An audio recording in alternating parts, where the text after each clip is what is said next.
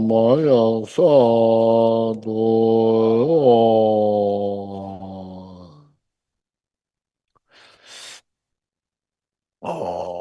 Dorje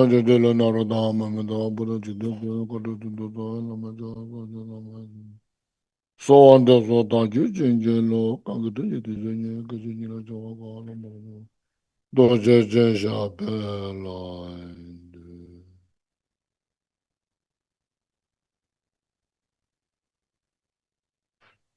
ah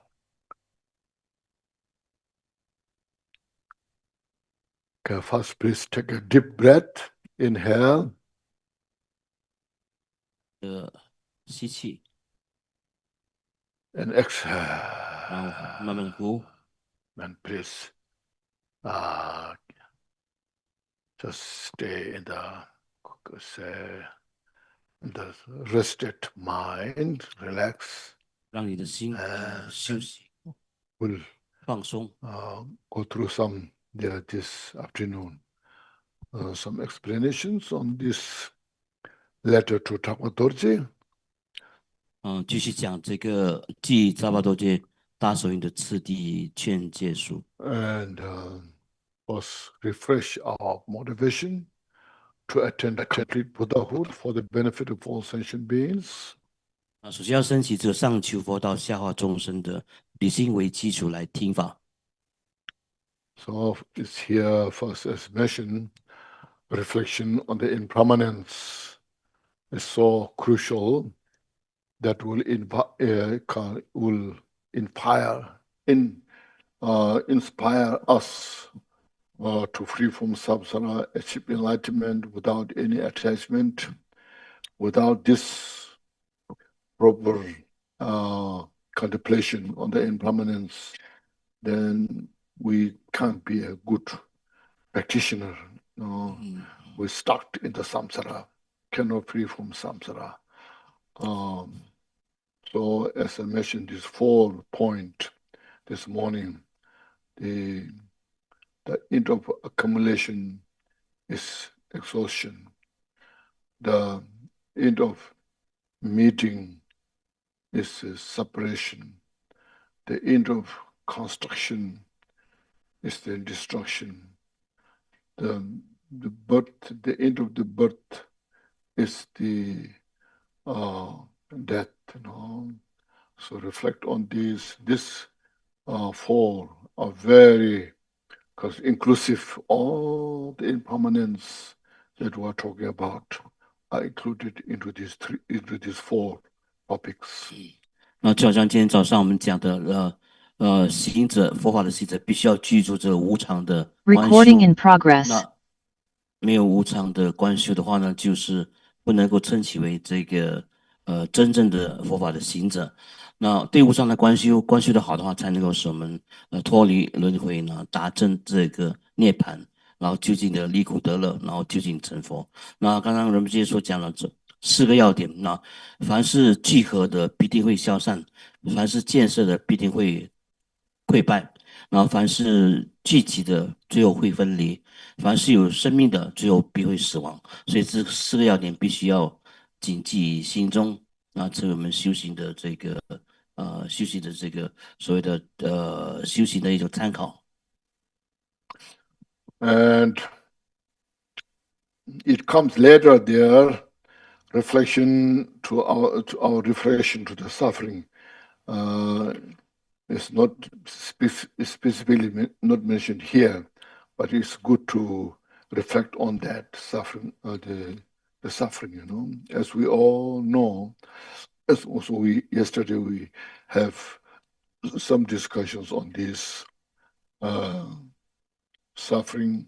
Is again, we're not making something is bad, and then she says, no.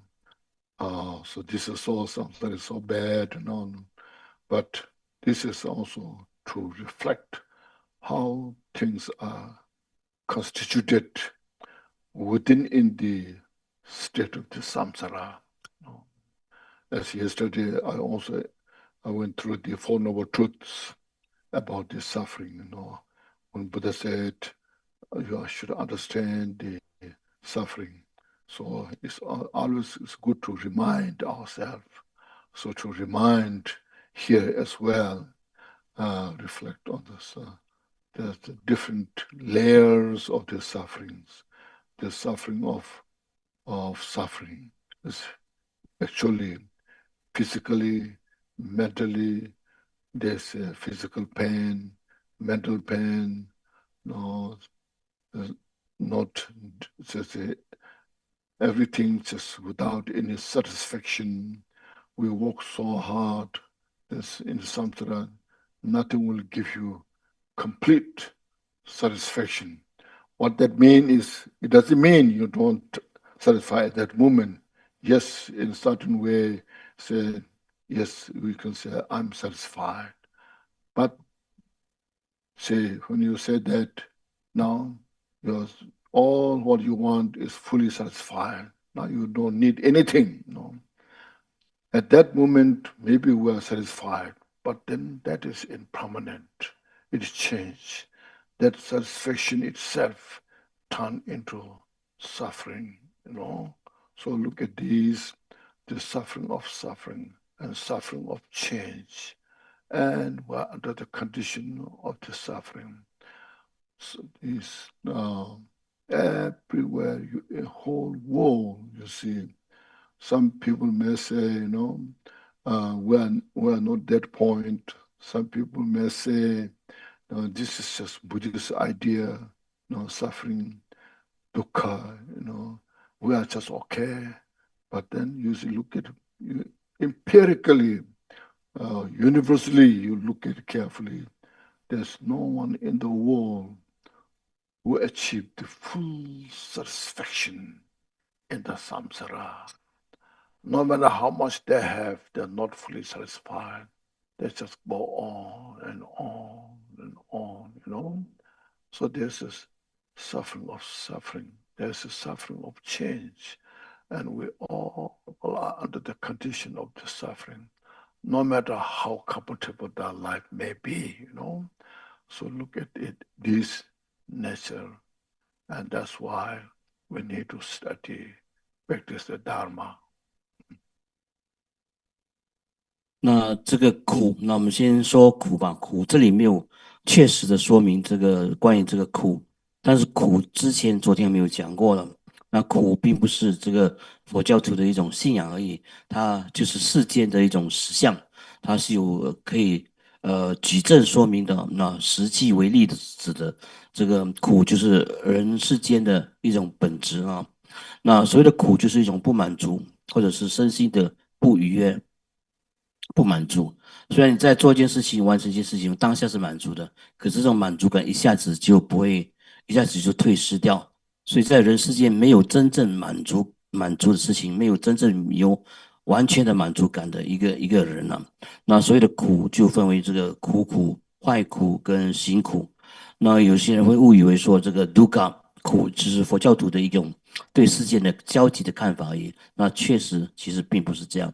它是一种可以实际证明的人世间的一种实相，因为在人世间，所以没有一种快乐是永远能够让人感到绝对和圆满的满足的，所以故名之为这个苦。And also reflecting in the suffering, it also has so much benefits there. In Shantideva's text mentioned, when you say, reflect on the suffering, say, we just see ourselves, I'm nothing special. I'm in the samsara. I'm under the condition of suffering. So that helps to reduce our arrogance. When you don't reflect on their sufferings, then we think, I'm so powerful. I'm such a great person. No one is above me, like this kind of such arrogance can rise. And that's a very the problem, problematic, So to reduce that, so I'm nothing special. I'm the like the rest of in the samsara under the condition of suffering, So that's one that is very helpful to be a real human being in the part of samsara. Then I said, when you have the awareness of the suffering in the samsara, look at all the people any beings in the samsara. When you reflect on those who are actual suffering, who are experiencing this suffering, or who are enjoying the cause of suffering, And then when you see those who are under the condition of suffering, then that will give rise to manifest great compassion. Even those who are, you see, such a successful individuals, or there are some individuals who hate you, you can also give rise to compassion. They're all under the condition of suffering. See, then all the conflict that we have can reduce, minimize, make your mind more flexible, open mind. Everyone is under the condition of suffering. I develop my concern because they are under the condition of suffering. I should develop compassion instead of being admired, instead of being jealous, instead of being, so to say, hateful, resentment. Just develop compassion to all those sentient beings in the samsara. May everybody free from this kind of suffering and the causes of suffering. Reflect on this. And then, finally, what's the cause of the suffering, all this? All the cause of suffering is our mental affliction, the three poison, see, and the karma we created from these three poison. So I said, I should take care of this all, purify. So because reflect on the suffering, If there's no suffering, there's nothing to reduce the cause of suffering. But when you reflect on the suffering, suffering is not independent, or suffering does not rise without the cause, or through the incomplete cause. There's a specific, direct cause of the suffering. So I should take care of all the cause of suffering in this life, for next life, for myself, for others. So you see, reflect on the suffering. It's not something bad thing, or everyone is suffering, so bad. So we're not making that, but just to be a very practical approach, be realistic, just develop your mind, such kind of awareness, open the heart to all sentient beings. And this, especially those three, are very importantly mentioned in the Shantideva's text, Bodhicharya Avatara. 这地天菩萨在这个入行论里面呢，菩提萨罗迦拉瓦达拉里面说，什么是苦呢？那了解知苦了苦之后，你就知道说，你跟其他轮回界中的众生其实并没有两样，你都是受苦受难的众生之一。那这样去体悟、去理解之后呢，你会降低你的这个我慢心，因为可能之前呢，你会觉得你自己是成功的，比别人殊胜的。比别人都来得更优越、更美好的，但是你知道你现在所受的苦跟众生其实是一样的，所以大家都是平等的，无有高下的。这样，这样你的我慢心呢就会消失掉了哦。这样去观修，所以任何一个众生呢，只要他们还是卡在轮回当中，未得处理的呢，都会有这个苦的限制跟苦的这个困扰。所以你这样去想的话呢，那些成功的比你成功的人。比你美好的人、恨你的人呢，你都会放下对他们的执念跟这个挂碍，你会对一切众生，包括你的敌人，包括陌生人，都会升起这个大悲的胸怀、大悲心，因为大家都卡在同一条船上，卡在这个轮回界当中呢，受苦受难不得出离啊，所以你会有一颗开放的心呢，胸怀众生，然后对一切众生升起这个无量无限的这个大悲心，没有什么其他人值得你去妒忌的，或者说去怨恨的，或者说去羡慕的哦，因为众生都是平等，都同样卡在这个充满苦难的这个轮回的世间中啊，所以这样去想的话，你不会有这个怨恨的嗔恼的心，你会对一切众生都升起这个无量的大悲心，并且祝愿你自己，祝愿一切众生，此生今世来世都能够远离苦和苦因。那苦的因到底是什么呢？人们就说苦的因，简单来说就是我们的烦恼 klesha 三毒贪嗔痴的这个烦恼，这个叫做惑。还有惑再加上一个业，就是我们的业力和我们的身口意所造作的行为。所以知道苦因为惑跟业之后呢，我们就专注于把这个苦的因、惑跟业呢加以净化、加以对治。因为苦的升起并不是单独升起、独立升起，它是有原因的，它不是没有原因就升起的。所以升起痛苦的特定的原因就是祸跟业。所以此生，来生来世，自己跟别人都希望能够远离这个苦跟苦因，都能够应用特别佛法的修治的道途呢，来对治苦和苦因。那在我们心中升起一种务实的态度，就是保持觉知，然后开放的心呢，去广度一切众生，对一切众生是无量的大悲心。Just one story, if I tell. Should I tell this story? It happened in Tibet, way back, maybe 11th century, somewhere there.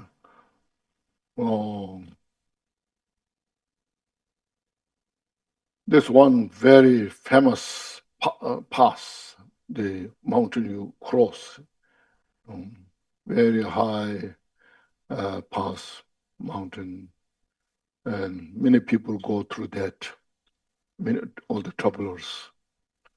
One time there was one man, like yesterday I mentioned a man who met Buddha, So like that, there's one man, a robber, very famous robber. Many people know in that area. So when people go through that pass, individually they dare not go through that. They go with a group of people, But one occasion, just next to that pass, there was a village.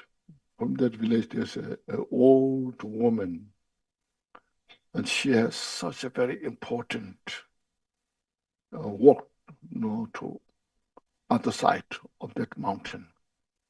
So she got up early in the morning, even though she heard of that famous robber, but without any choice, she has to go. So she left, move on, near approach on the top of the mountain, the pass, and the man was coming next to her, following her. What she thought was, she was always afraid if she may meet that robber. But as soon as when she saw the man was following her, she didn't think that was the man of the robber, Instead, she thought, oh, wonderful, I got such a great companion, on the road. Now I can walk with him, very safely, So then they walked, and then talking, she said, I'm so happy to see you, we're so great, And so she that just sharing the information, talking, Then when they got on the top of the mountain, then she rested on the piece of rock because she's old, And then she said, by the way, have you heard of such called a robber, his name? And he said, that's me, And she was totally shocked, fall down on the ground and died. Because he was that kind of famous, Literally, it happened. Just in front of him, She fall down on the ground and died, Oh, that man was just, he didn't know what to do, And he just thought by himself, I'm such that kind of bad person, By hearing my name, people die literally, in the front of me, This is not the way to survive, to live in this way, So really, he felt so bad. Now he don't know, what should I do now? I can't live my life this way, So what should I do? So he was, then he met his friends and talked about these things. What should I do now? I should do something different, Finally, there's some people who got he got a message from those people. You should now follow the Dharma, practice the Dharma, So then, which kind of teacher should I meet? There are some people suggested to meet. So he met one Katampa teacher, So he studied with him, the teacher, for many years. And then slowly now, his lifestyle is changed. And people know that. And then they admire him. Oh, such a bad person turned into good person, What a wonderful, what he was doing is so good. So there are a lot of other stories, Then later, there's some family invited him for special prayers, So one time he was in one family, and all the family went out for working in the farm, working the farm. And that time, still his habit, taking things from others, still exists in his mind. So now, when I go back in my cave, I have no tea, I need a tea,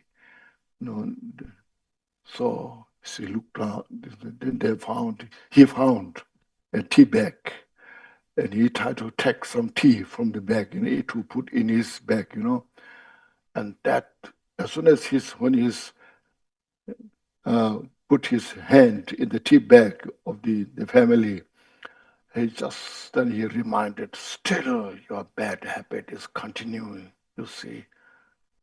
You're stealing, what a bad person you are.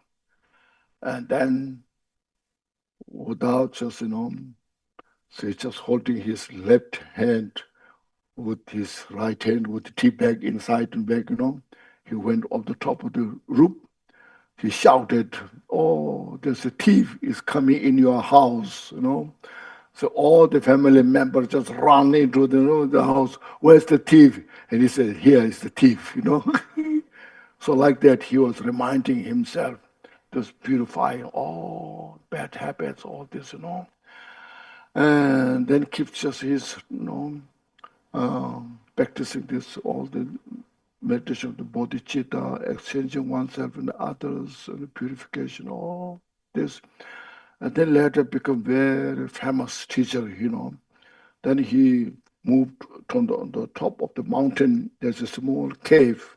He was meditating there, And then all the local people, are so happy, and they respected him so much.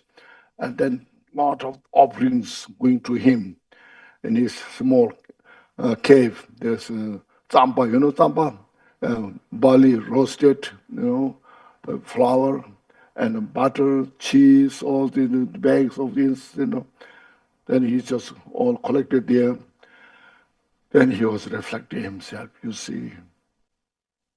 When I was robbing, stealing from others, I barely survived.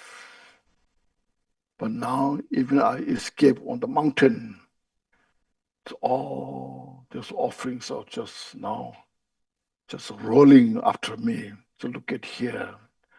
So he, should say, in his mind, said, this is Buddha's teaching. How Buddha taught the teaching to become a better person. So look like myself. I was such a bad person. Even just by hearing my name, people die. Now people are just supporting me so much. All this is the Buddha's teaching that changed my life. So that's a mission. Buddha's teaching is how to, it makes you a better person, better human being, looking at the impermanence of all phenomena and looking at the suffering of the sentient beings, that you develop compassion, bodhicitta, So Buddha said first, don't harm others, Then later, on the basis of that, without harming others, then you benefit sentient beings for others, So first said, don't harm. Then after that, help others, benefit others. So his mind is trained that way. So we need a lot of training of the mind, mindfulness, all this. So to do this, the sufferings are sometimes very helpful, useful.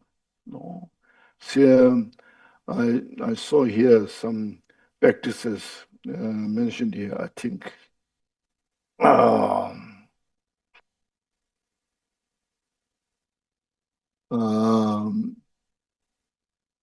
things 7-point mandala.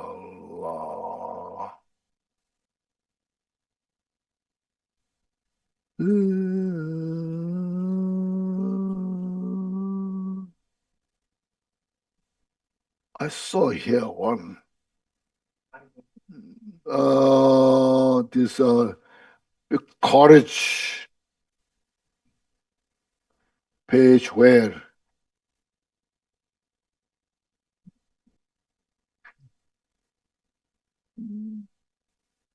Uh, 26. Oh, 26, yeah. Okay, here. Yeah, let me see. First see, let me see. Here, using the wisdom and courage here, this prayer booklet. Okay, here, page 26. So using wisdom and courage, yes, first here said, as a practitioner, Dharma practitioner, reflecting your mind in the compassion, loving kindness, and bodhicitta, and step by step, all this. Then you see, repeat this often without expectation or fear in order to train the mind. This is one of the most well-known verse practiced by many great bodhisattvas, through which they achieve excellent results. This is a special method to free ourselves from hope and fear so that we can transmute suffering into the path of enlightenment. See? So now practice goes this: I rely on you, Buddhas and Bodhisattvas, means visualize Buddhas, Bodhisattvas, until I achieve enlightenment. Please grant me enough wisdom and courage to be free from delusions. See, if I am supposed to get sick, let me get sick and I'll be happy. See, if, he said, may this sickness purify my negative karma and the sickness of all sentient beings, you see. If I'm supposed to sick, may I get sick. So my sickness may purify all my negative karma and the samsara from beginningless time that I have accumulated, as well as all the negative karmas of the sentient beings. And I'm happy about this. This is a great opportunity. You meditate that, you see. If I'm supposed to be healed, let all my sickness and confusion be healed, and I will be happy. May all sentient beings be healed and filled with happiness, you see. If I'm supposed to be healed, and they be healed of my body, speech, and mind, and all the sentient beings of the samsara be healed. May happiness filled with the whole universe. See, like this, see. So that gives us such a courage and gratitude, see, when we are going through difficult time, that I can utilize instead of, say, feeling bad. Instead, they become like an ornament. Courage, you see. This is, I think, really so good, If I'm supposed to die, let me die and I'll be happy, see. May all delusions and causes of suffering of beings die, you see. If I'm supposed to die, let me die, I'll be happy, no fear. So with that experience of death, may all my delusions be die. All the delusions of sentient beings be die. Just meditate on this. And I'm happy about this. See? And see, if I'm supposed to be to live a long life, let me live a long life and I'll be happy. May my life be meaningful in service to sentient beings, you see. If I'm supposed to live a long life, I'll be happy. May I live long life. So my life be service to the sentient beings with my body, speech, and mind. And I'm happy about it. See? So meditate that. Practice this, you see. So both being well is good news that we can be service for ourselves, other sentient beings. My life be meaningful, to free from samsara, to achieve enlightenment.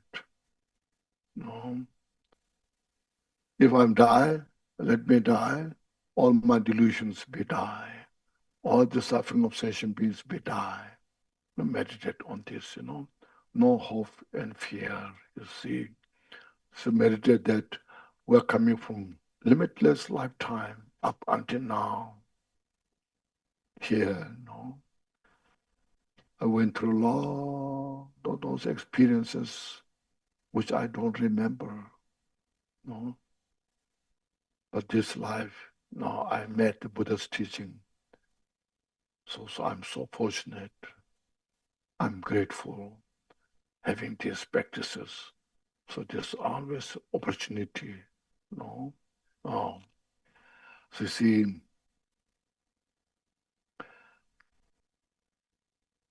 if my life is to be cut short, let it be shortcut, and I will be happy. May I and all sentient beings, may I and others be free from attachment and aversion. You see, free from all the fear, aversion. Just practice this. So it is so good. You see, this always be very helpful. Makes us real human being, see, in the samsara, and it makes a source of peace, happiness for myself and to others. Helpful. May I be helpful to all others. It's such a precious teaching. That's called Buddha's wisdom, So do those practices. Then next comes here.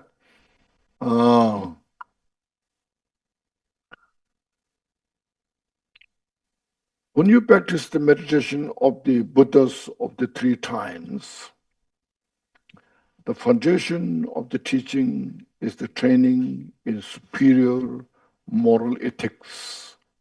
So as yesterday I mentioned briefly, the 3 trainings, this ethics, moral ethics, training of the moral ethics, training of the samadhi, this meditative concentration, and the training of the prajna, special insight. See, you all are included.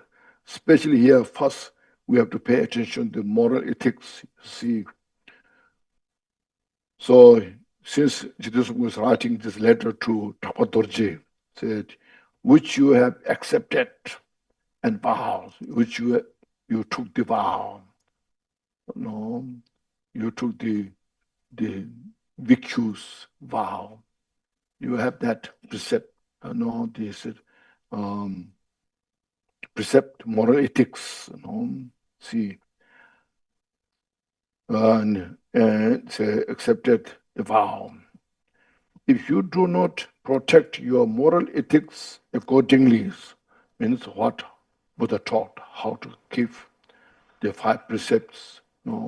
Five precepts is also moral ethics.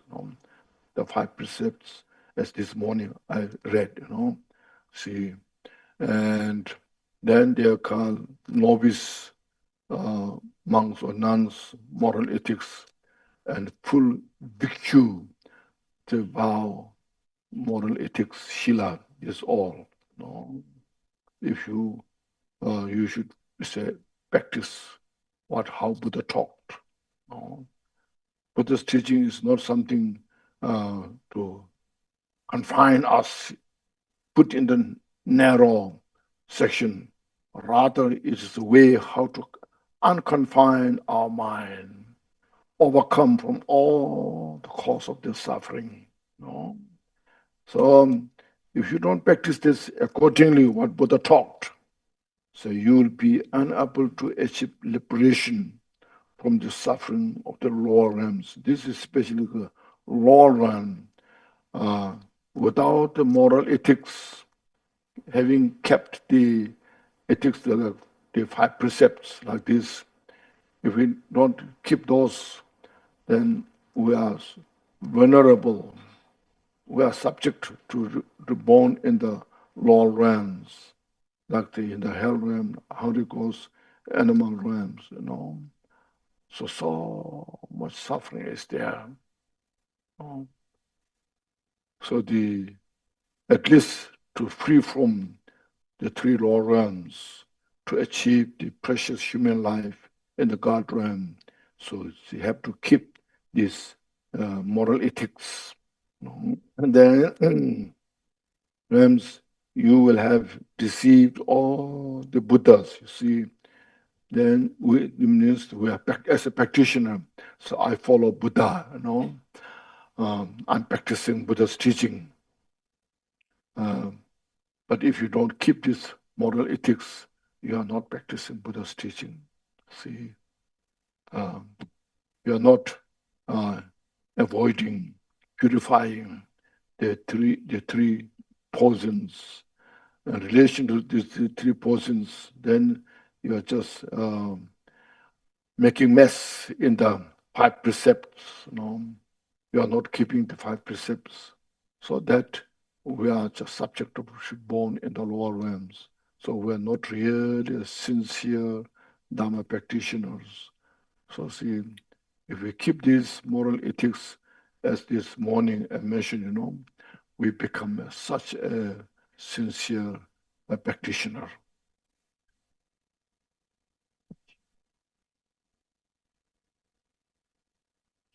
Okay. Okay.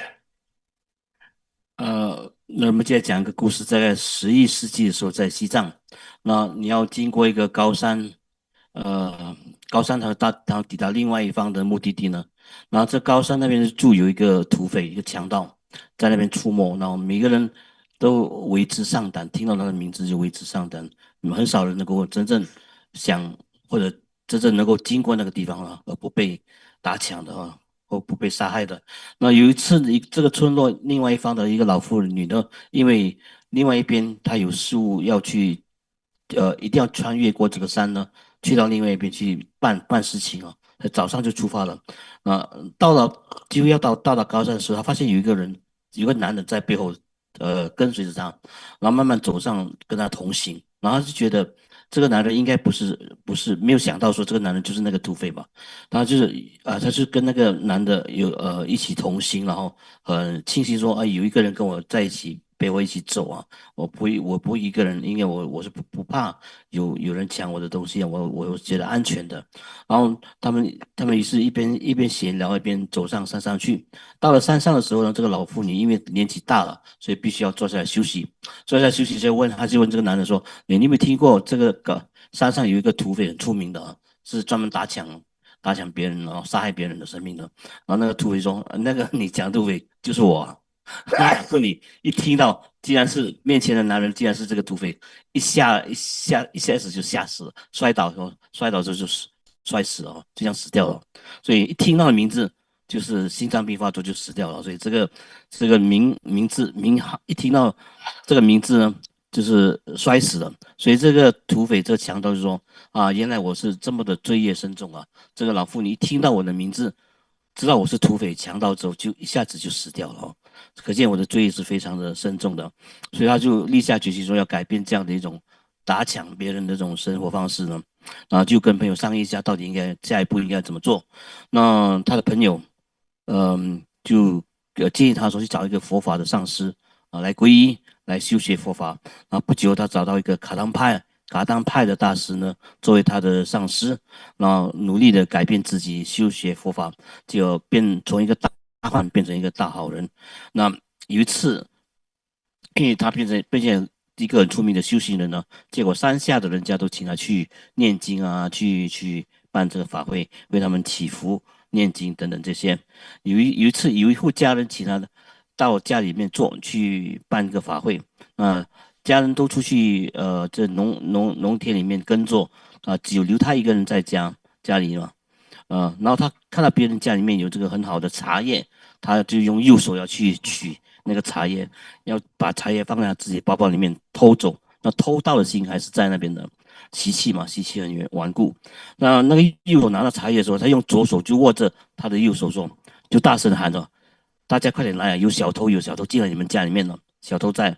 然后所有的人家呢都回到，所有的这个在田里工作的人都回到家里面看，到底谁是小偷？原来就是他自己，他称自己为小偷，然后叫别人来抓他。所以这个就是他对治自己烦恼的方式啊，大声的叫出自己的错误，然后教导就是说大声的喊叫呢，叫别人来抓他。所以这位所谓的这个曾经是土匪的这位上师呢，修习这个噶当派的教法，包括菩提心、包括自他交换等等这些呢，结果变成有修正的一个大德啊，当地人都非常开心，终于有一个佛法的老师啊，他本来是坏蛋，然后变成一个很有具足功德跟名望的一个受到万人敬仰的一个大师啊，所以很多人都把那个糌粑啊、茶叶啊等等去供养他啊，奶酪等等去供养他，所以他居住的山洞外面都摆满了贡品。那时候他就说：“我以前是一个大坏蛋、大强盗，我抢了很多人的东西，可是很难过的日子过得非常艰苦啊。有时候抢不到东西，日子很难过得下去。现在我变成一个修行人了，我变成一个修行人，我不求自得，我要的东西人家都送上门来，不用我去苦苦挣扎的去打抢别人。所以可见这个就是佛法的功德，就是佛陀的恩德啊。所以佛教叫我们变成一个更好的人、更善良的人呢。所以你要的东西就会不求自得，不要去苦苦哀求。所以呢，现在呢，我变成一个有修行的人。这个土匪对自己说，那因为这样我得到众人的这个供养啊，这是因为佛法转化了我的内心了，使我变成一个更善良、更好的一个人了。所以这个因为诸法无常的缘故，众生都在轮回中受苦受难，所以我们一定要对他们升起慈心、悲心跟这个菩提心。所以呢，佛陀讲过这个四句偈嘛，就是第一个就是诸恶莫作，坏的事情、不好的事情，通通不要去做。然后第二个就是众善奉行，好的事情、善的事情都要努力的去做，尽量的去做。然后，自尽其意，是诸佛教，这个就是修心的方面呢，要升起正念呢、菩提心啦，做自他交换等等这些。然后这个我们讲到说，痛苦，人世间充满痛苦，到底要怎么样转苦为道用呢？你可以翻开这个观修课诵本第26页啊，这边有一篇叫做运用智慧和勇气，我们必须要重复的念诵这一个下列的文句呢，毫无任何的期待跟恐惧，训练净化我们的内心。那此乃许多伟大菩萨所修持的最有著名的偈颂之一，并以此达至无上的果位。此特殊的法门，让我们从希望跟忧惧中解脱，跟着可以把痛苦转为正悟之道用啊。第一句是仰赖诸佛菩萨直至正悟菩提，祈请赐以慧勇，就是有智慧的勇气或者有勇气的智慧呢，让我们从迷惘中获得解脱。第一句，若该生病就让我生病，我将感到欢喜，愿此病痛尽除所造恶业及一切众生的病苦。有时候我们应该生病的话，就让我们继续的生病下去吧，为此感到欢喜，并且愿我们的病痛呢能够尽除众生的所有罪业、染污跟这个不净。然后第二句，若得以治愈的话，就让身上的病痛跟迷惑也得以疗愈，我将感到欢喜，愿一切众生获得疗愈并盈满安乐。那这一句的意思就是说呢，希望如果我的身心灵能够得到疗愈的话，希望众生也因为这样，我身心灵疗愈呢，而疗愈他们的身口意，他们的身心灵，我将为此感到欢喜跟这个喜悦。然后第三句，若应当死去，就让我死去，我将感到欢喜，愿一切有情众生之妄想和苦难都跟着死去。也就是希望说呢，我们如果死亡应该要死的话，就让我们去死。然后我会为此感到没有忧惧苦恼的安详的逝去。希望一切众生的妄想跟苦难都跟随着我的死亡而消失消散。然后第五句，若该长寿的话，就让我长寿，我将感到欢喜，愿将此生信以服务众生的意义中。就是说我应该长寿的话呢，就让我继续的长寿下去，我将用我的有生之年呢，尽量的服务佛法，服务众生了，就是这一句的意思。然后到最后那一句，若该短命，就让我短命，我将感到欢喜，愿我济一切众生离以贪爱和厌恶，就是说远离贪嗔。如果是要短命的话，就继续的就能够让我们短命呢，无怨无悔的以这个有限的时光呢，继续的服务众生和佛法，并祝愿一切众生远离贪嗔二种这个烦恼。所以这个转为道用的寄语非常的有用，就是当我们生命中痛苦不安的时候呢，多念诵这段文字呢，就让我们转苦难为修道的资粮啊，转苦为道用。这是说。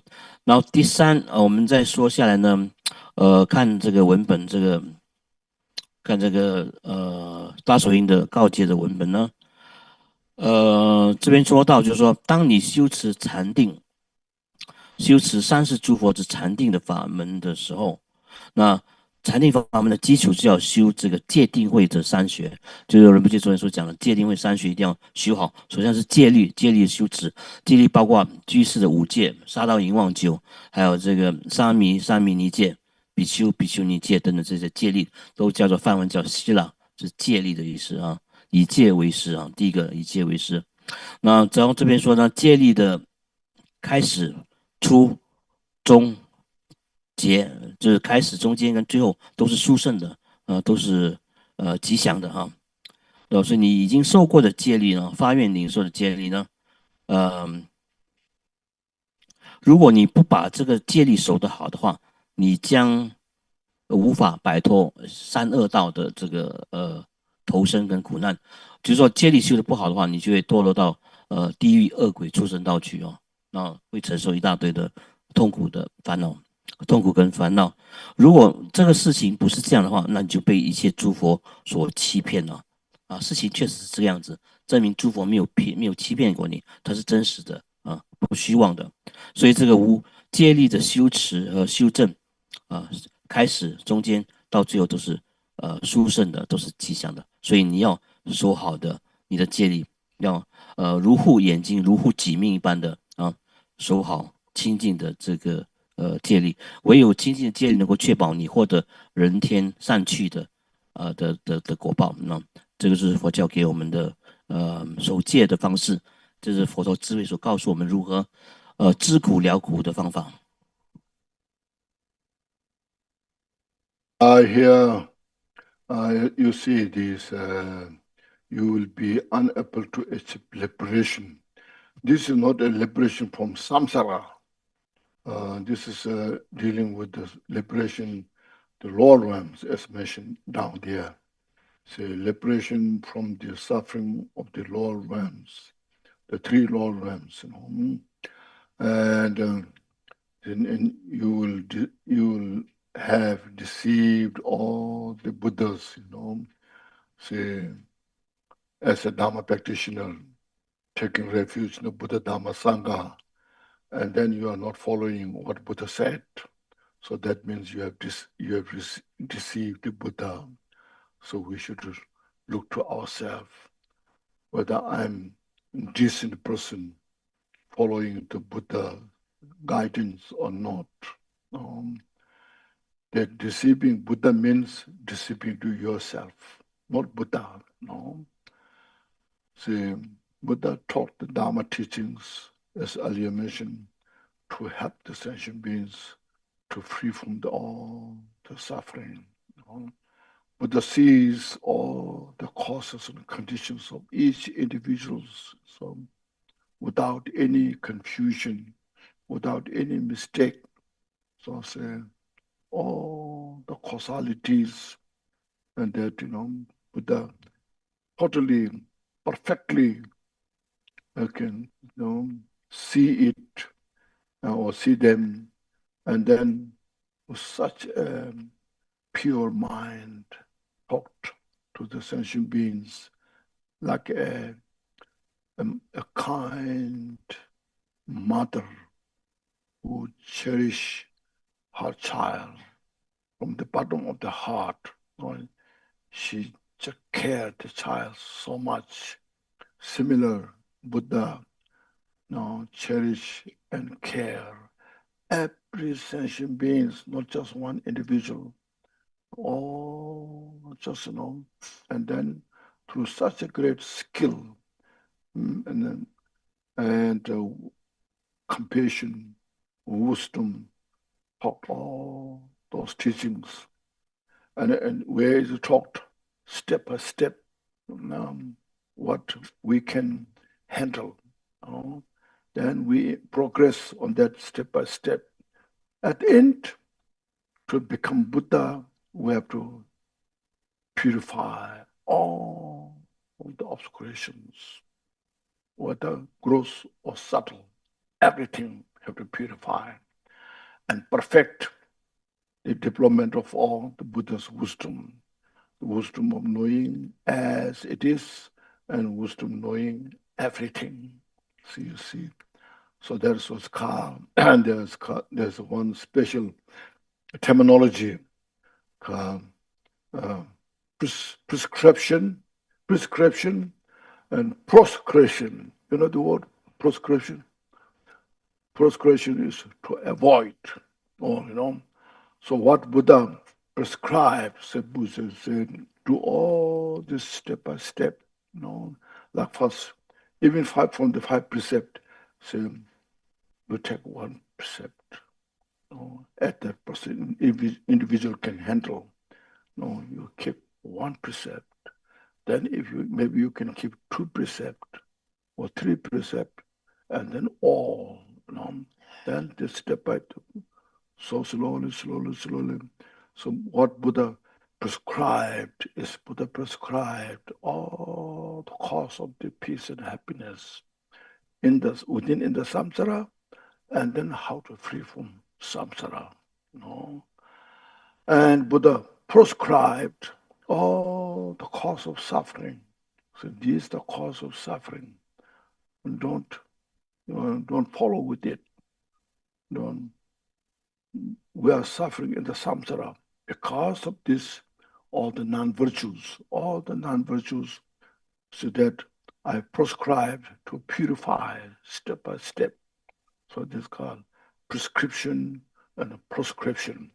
So there's moral ethics is how to engage all the virtues, practice, and how to free from all the cause of suffering.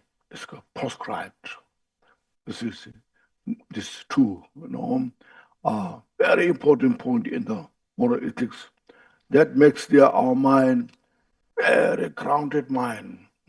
Good mind become flexible, because all the 3 poisons that we have, we need to purify them.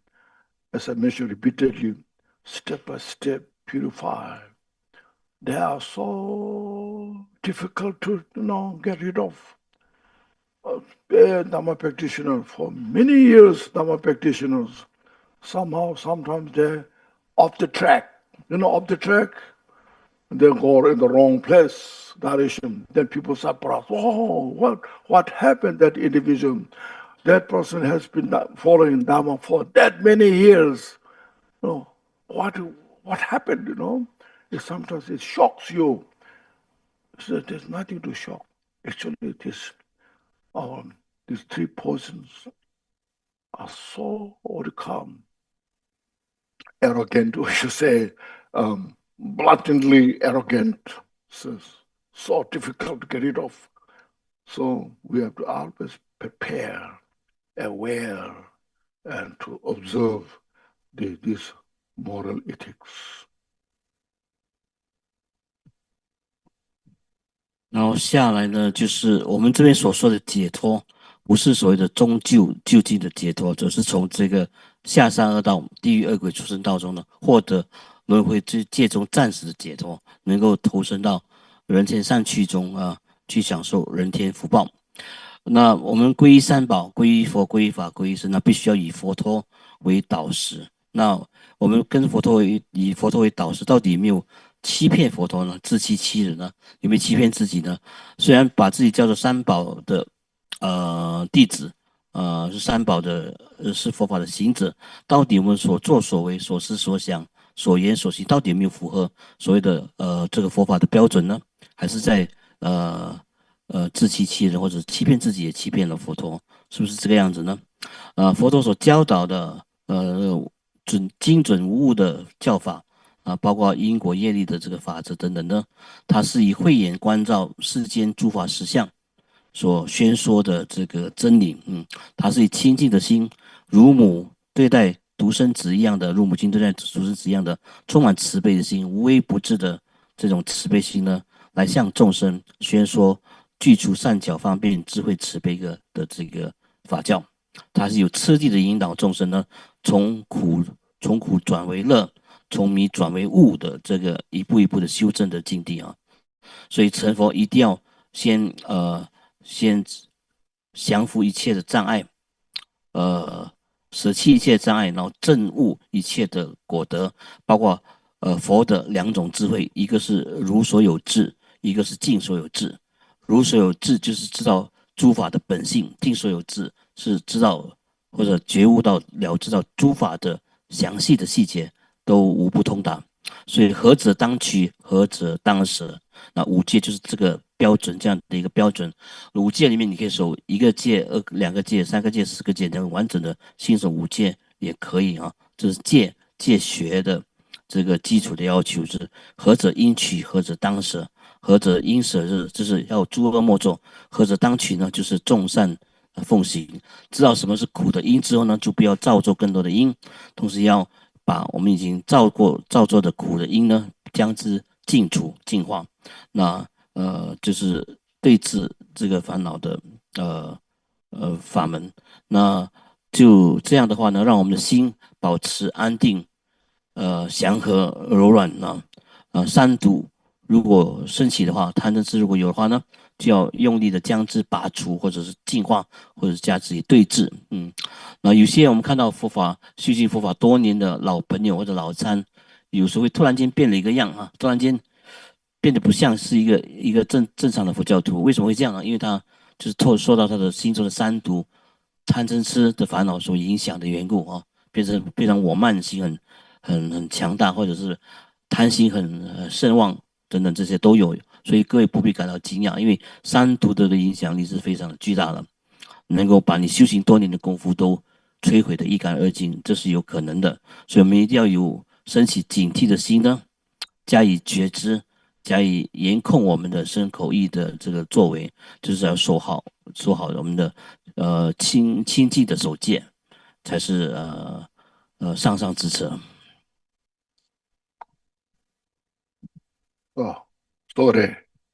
I wake up you.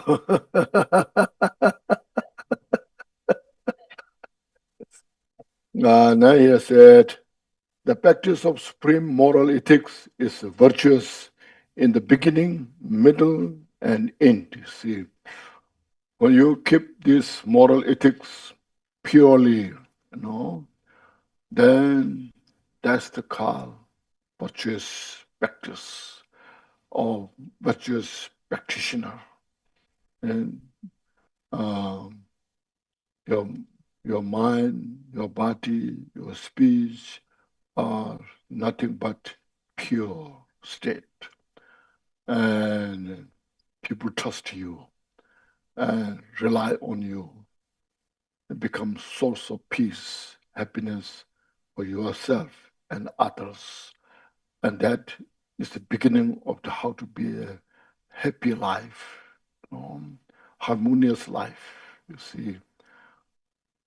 When you don't keep these moral ethics going around, then you intoxicates all these things happens, then you see, brings such a confusion to yourself, to all your family and other member people, So see, this is how fast you have to keep the moral ethics. Therefore, protect this virtuous practice as you do your eyes on life. How you protect your eyes. If somebody hits on your head, immediately you close your eyes. Something like hitting on your eyes. You protect your eyes. And how you protect your life. Your life is such a precious. So you protect your life. Likewise, protect your virtue, this moral ethics. This is not just only this life, but love for life after life, and for others' benefit as well, and for the enlightenment, Yeah.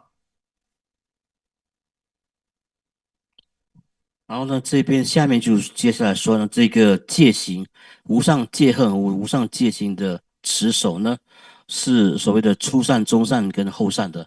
所以戒行的修持，从一开始的时候是善的、殊胜的、美好的，中间也是殊胜、美好跟吉祥的，最后也是殊胜吉祥跟美好的，初中后都是吉祥殊胜跟美好的。所谓的初善、中善跟后善呢，这是确保我们的身口意呢能够处于一种很清净的状态当中。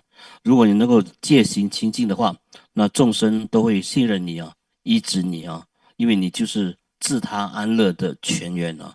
这样你就能够让自己跟别人都过上安乐的、幸福美满的生活跟这个生命。那戒行是成佛的基础。那如果戒行守得好呢，你就会成为自他安乐的泉源；戒行守得不好的话，你就会变成自他祸害的源头。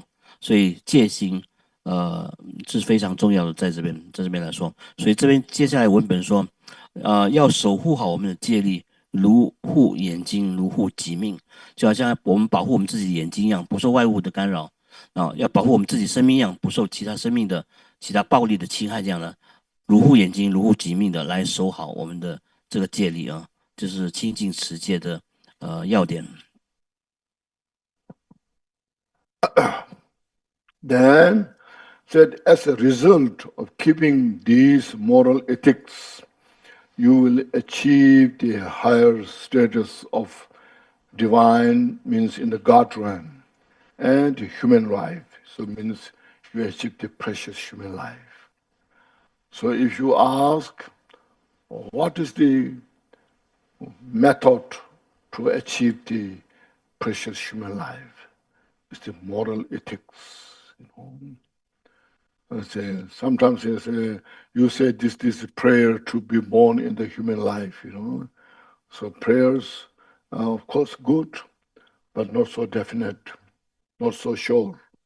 But if you keep this precept, the moral ethics, purely, then that's the direct cause to be reborn in the precious human life, and also to be born in the divine God realm. See, so you see, we hear that we're discussing, about the Buddha's teaching, that we reflect on this, and your interest, and that we all come together. We have done something good in our previous life, So we should appreciate that. I made some good deeds in the previous life. Now in this life, I should not waste this opportunity.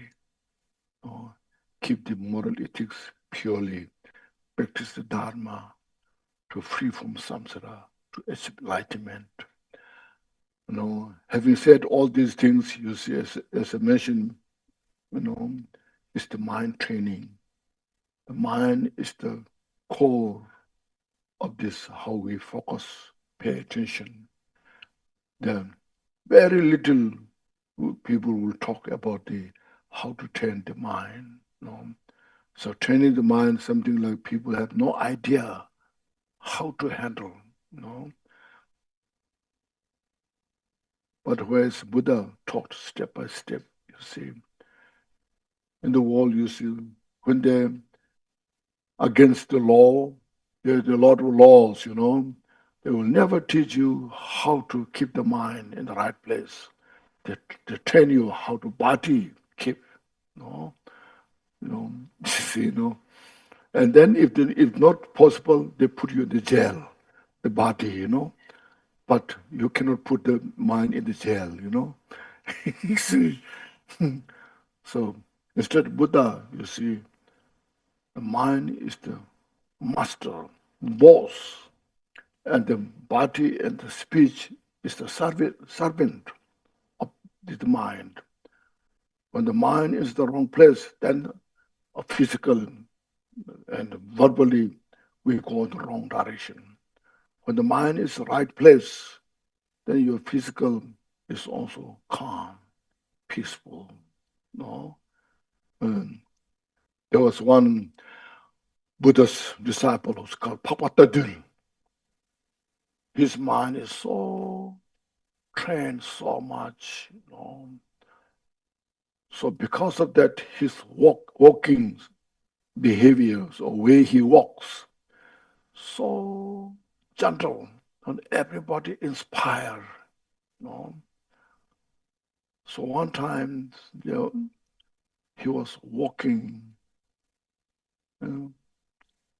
then people, they heard of Buddha, they thought, this must be the Buddha, way he walks, so inspired, And they asked, are you the Buddha?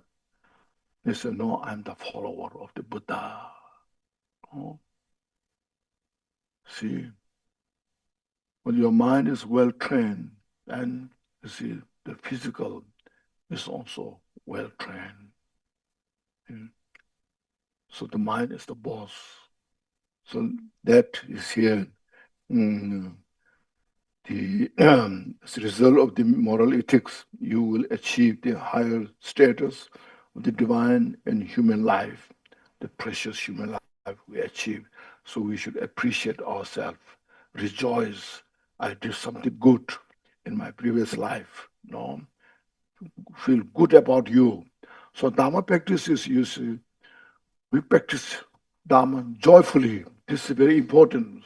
Sometimes people think, oh, Buddhists, they're talking about the impermanence of the death, and then they're talking about the suffering, suffering.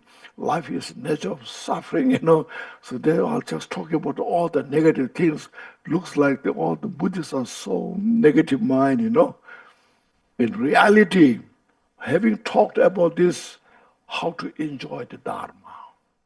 See?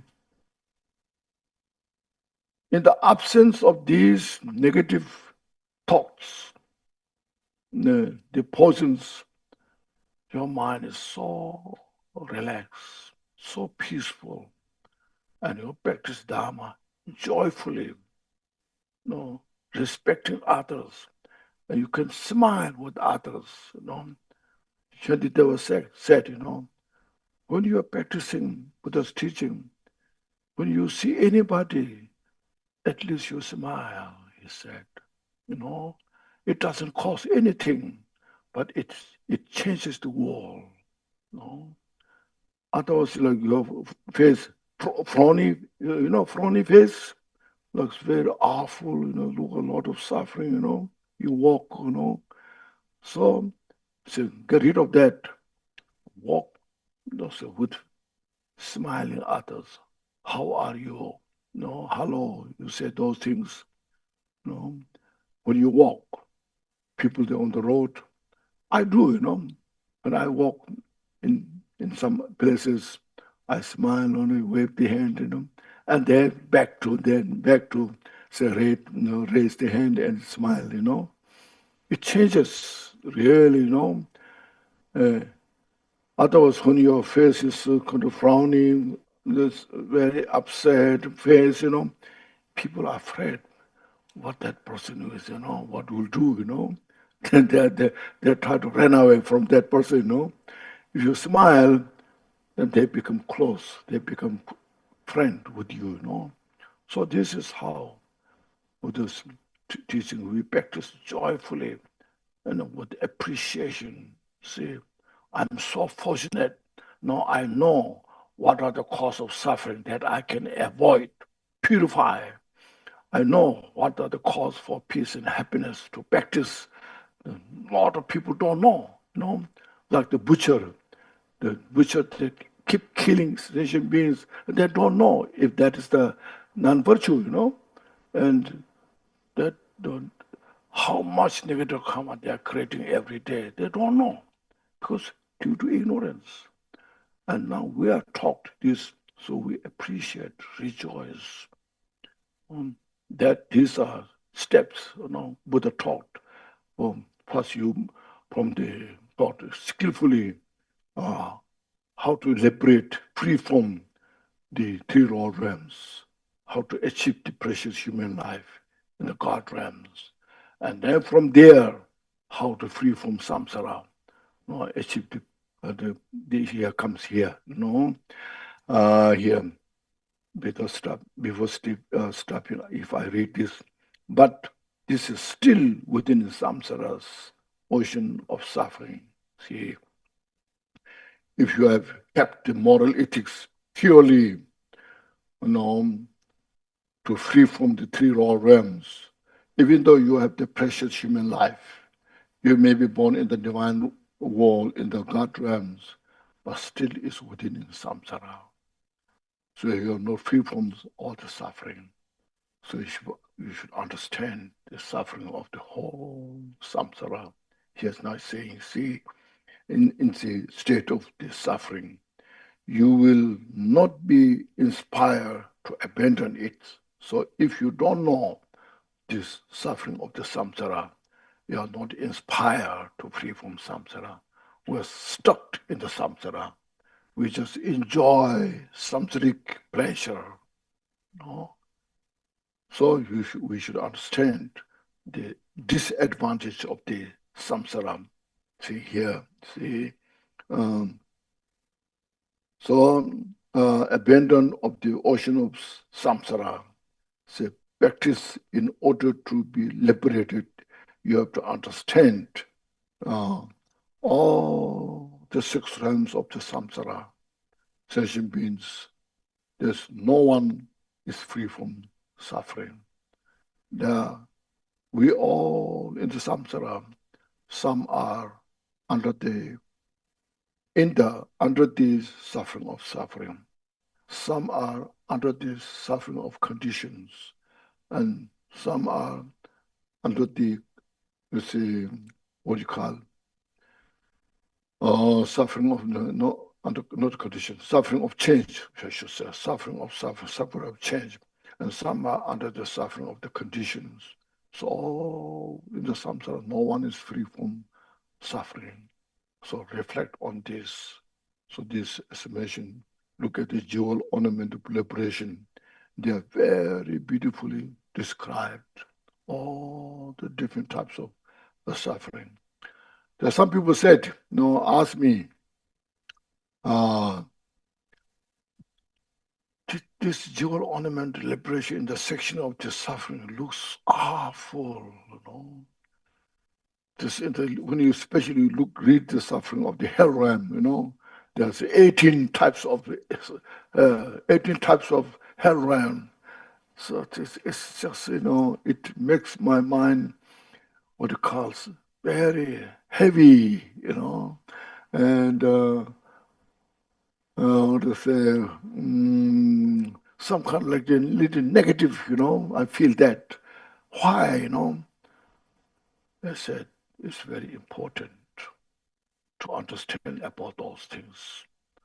So that will help us to inspire how to free from entire samsara.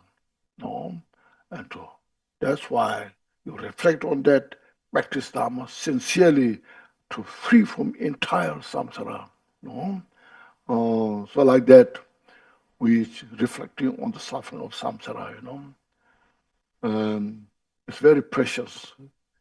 When you have that understanding, then in our daily life, our life will be really peaceful, harmony, and you release attachment with the samsaric things. This all subject of change. This all a delusion. Nowadays, as you see, lot of advertisements, the AI, the artificial intelligence, you see, is real artificial, See, you have to understand artificial intelligence is real artificial. All are artificial, all are fake, you see. How you can expect real peace and happiness from this artificial intelligence, So you see, you use this sense of your wisdom. See, no matter how looks they are so attractive, and looks very wonderful, but deep in down, there's no essence. See, you won't achieve real peace and happiness from this. So Dharma teaching what Buddha taught. So, again I mentioned, Buddha nature is within us. So because of that, the Buddhahood is within our reach. We can reach the Buddhahood.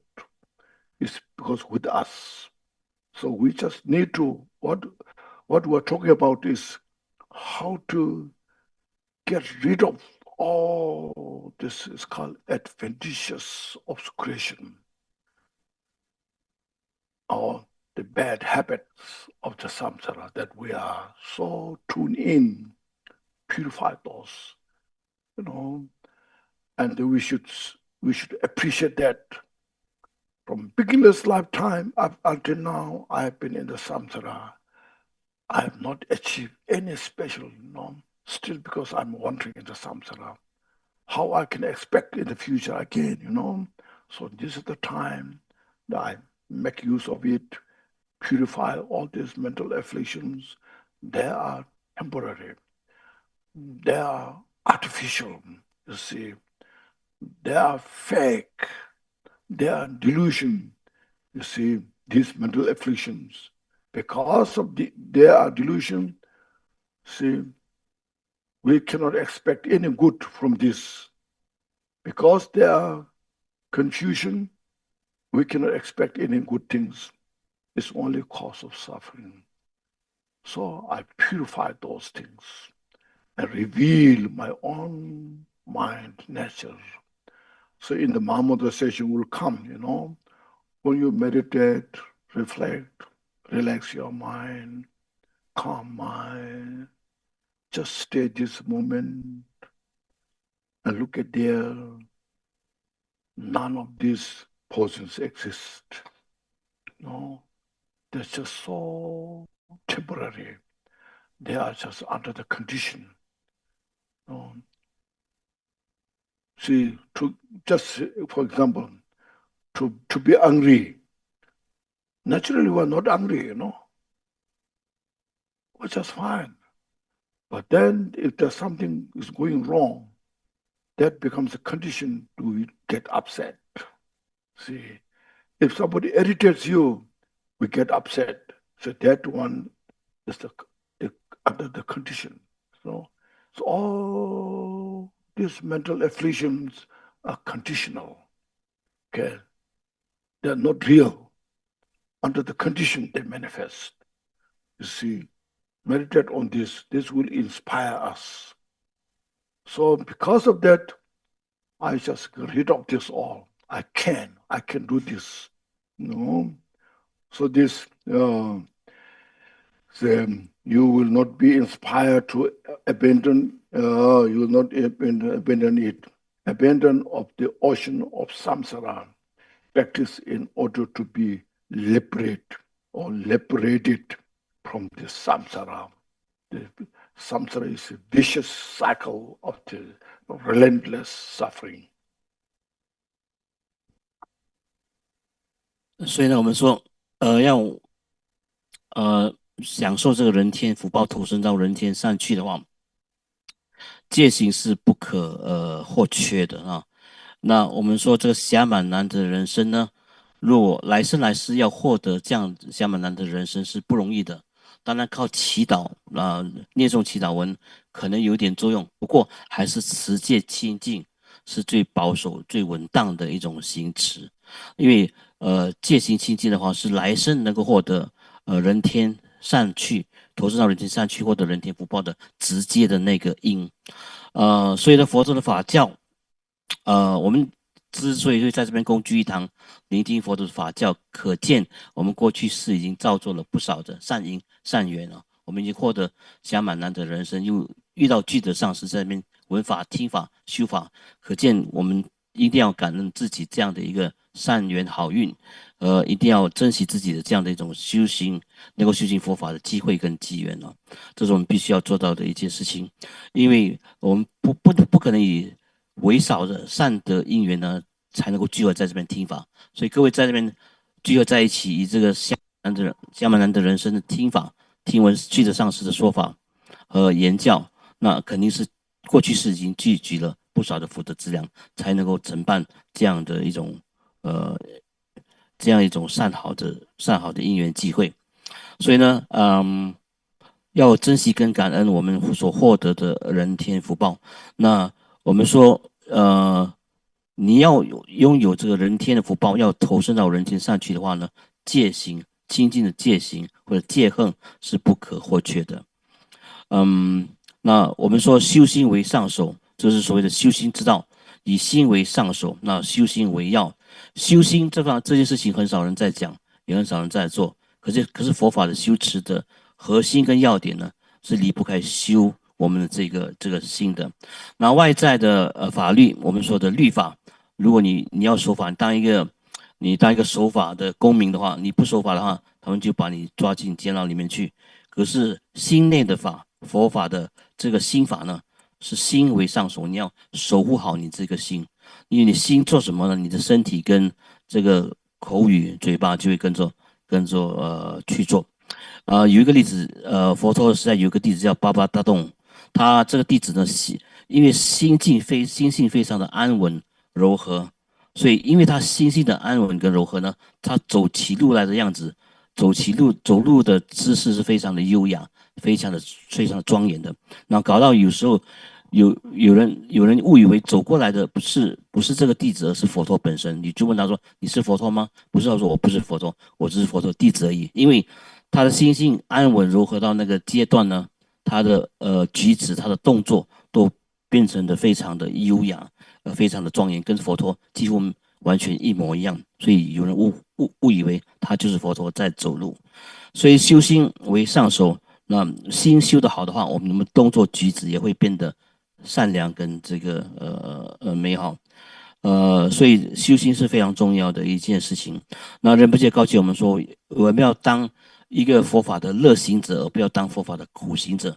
不要让人一看到我们呢，我们是佛教徒呢，整天愁眉苦脸的讲什么苦啊，讲什么生命无常啊、死亡啊、痛苦一大堆的，那使人觉得看到你这个样子就要逃之夭夭，不想靠近你啊！不要做这样的一个佛教徒，要做一个佛法的乐行者，不是佛法的一个苦行者。那让我们的心呢，保持在一种很平安放松的状态之中。那你出门呢，遇到陌生人呢，要多怎么说，微笑，面带微笑啊，不要每天是愁眉苦脸的，使人看到你就要跑掉，不敢去跟你打招呼。所以走在街上呢，多微笑，以微笑来面对这个世界，这是我们至少能够布施给世界、布施给众生的，就是我们的微笑啊。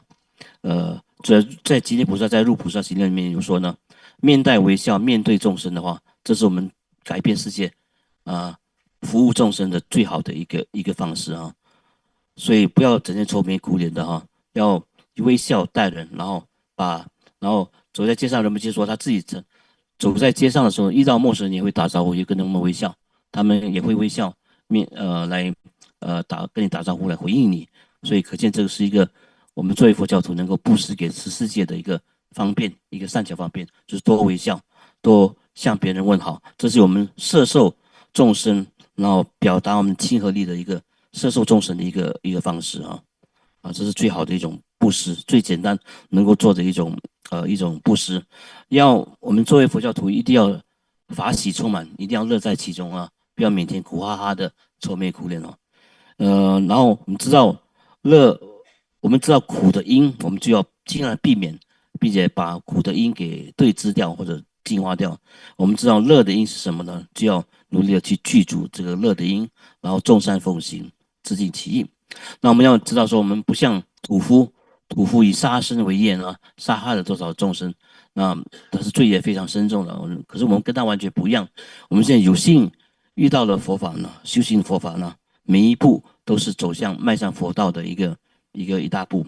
所以这样的人天福报，我们要珍惜，要把握，然后要善加以这个保爱。那下面呢，文本说到这个。可是你获得了人天福报、人天善趣之后呢，这个还是在轮回之中的一道的众生而已。虽然是善趣善道，可是还是摆脱不了轮回的这个困扰。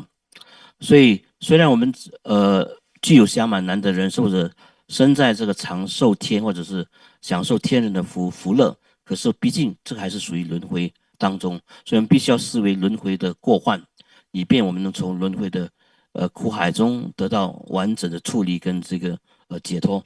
六道众生，每一道的众生都是充满苦的啊，比如说之前我们所说的苦苦、坏苦、行苦，那我们所讲过的这个解说庄严宝论里面呢，所谓这个苦有很详尽的这个解说。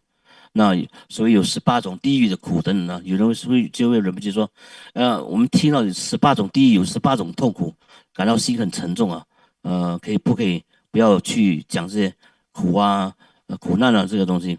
那人们就说，其实我们知道生命的痛苦是什么，地狱的痛苦是什么，正好可以启发我们呢，鼓励我们求脱轮回，超越轮回，然后超越生死啊，然后对这个轮回有这个厌离心跟出离心，所以我们一定要观修轮回的过患，然后呢，降服我们的我执、我慢跟贪嗔痴等这些啊，那观修轮回过患。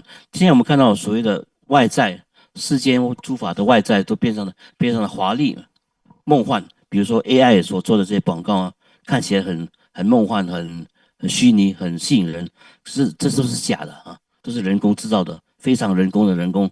这样真正的安乐绝对不会从这些外在的幻象当中获得，然后真正的安乐唯有来自于佛法的所谓的佛法的这个修正。所以有智慧的人就会看到外在吸引人的，里面如果是空洞的话，那绝对不是我们安乐的泉源。唯一能够为我们带来真正的安乐的，唯有是佛法的修正啊。佛法修正，因为内心就是我们具有这个圆满的佛性嘛，圆满的功德嘛，所以往内求就可以成佛可及，是成佛是可成的一件事情。我们对自己要有这种信心。那这边所讲就是成佛的方法论，就是降服一切的障恼，破除净化一切的障碍跟这个烦恼，然后证得一切的功德，那个就是成佛的果地了。所以要升起出离轮回的这个心。我们现在所获得的人生呢，只是暂时的啊，暂时的一种过渡期而已呢。最主要是还必须要脱离整个轮回苦海，才能够求得真正的解脱跟这个出离。那在这个之上呢，我们知道说，我们的心，我们的内心才是功德跟福乐的泉源，才是真正安乐的源头。那往内回光返照，反求诸己，那正得我们的自性本性，照见我们的本来面目，那就照见了佛性，开显我们佛性本来就具有的庄严、美好跟这个功德，这是大手印的修正啊。直指心性，安住于当下，完全松坦，以心观心，然后安住在其中，这个就是大手印的修正。然后降服我们的嗔心、贪心、贪嗔痴慢疑这种烦恼了，不让它升起啊。那一切的人世间的一切诸相的显现都是梦幻，如梦幻泡影一般了不可得的。然后呢，我们看说下来文本说。如果我们对轮回没有升起真正的厌离心的话，如果我们不观修轮回过患的话，那我们是无法处理这个轮回的。因此，我们一定要认真的观修轮回的过患，然后以心观心，证悟大手印呢，以便达到这个轮回的解脱以及成佛的证悟。Thank you. Before break, I think we have to do this one. Say practice in order to be liberated. So then, practice for liberation by giving up aspiration for nirvana. So now here, on the base on this moral ethics, what we need is we need the training of the samadhi and meditative concentration. And the third one, the training of the prajna, especially insight. So need these three training to free from samsara. Yeah. So practice for liberation by giving up aspiration. Aspiration for nirvana. Giving up means giving up the samsara. Seeing samsara is only nature of the dukkha, in the state of the dukkha, suffering. No matter who that person is, that individual is, we no need to aspire or inspire samsaric state. So we just aspire for nirvana, for liberation, the cessation of the suffering. See, so aspire for nirvana. If you experience peace for only yourself and don't reflect on other sentient beings, so through this practice, without reflecting others, just only for yourself, so I cannot now tolerate the suffering of samsara. In any state,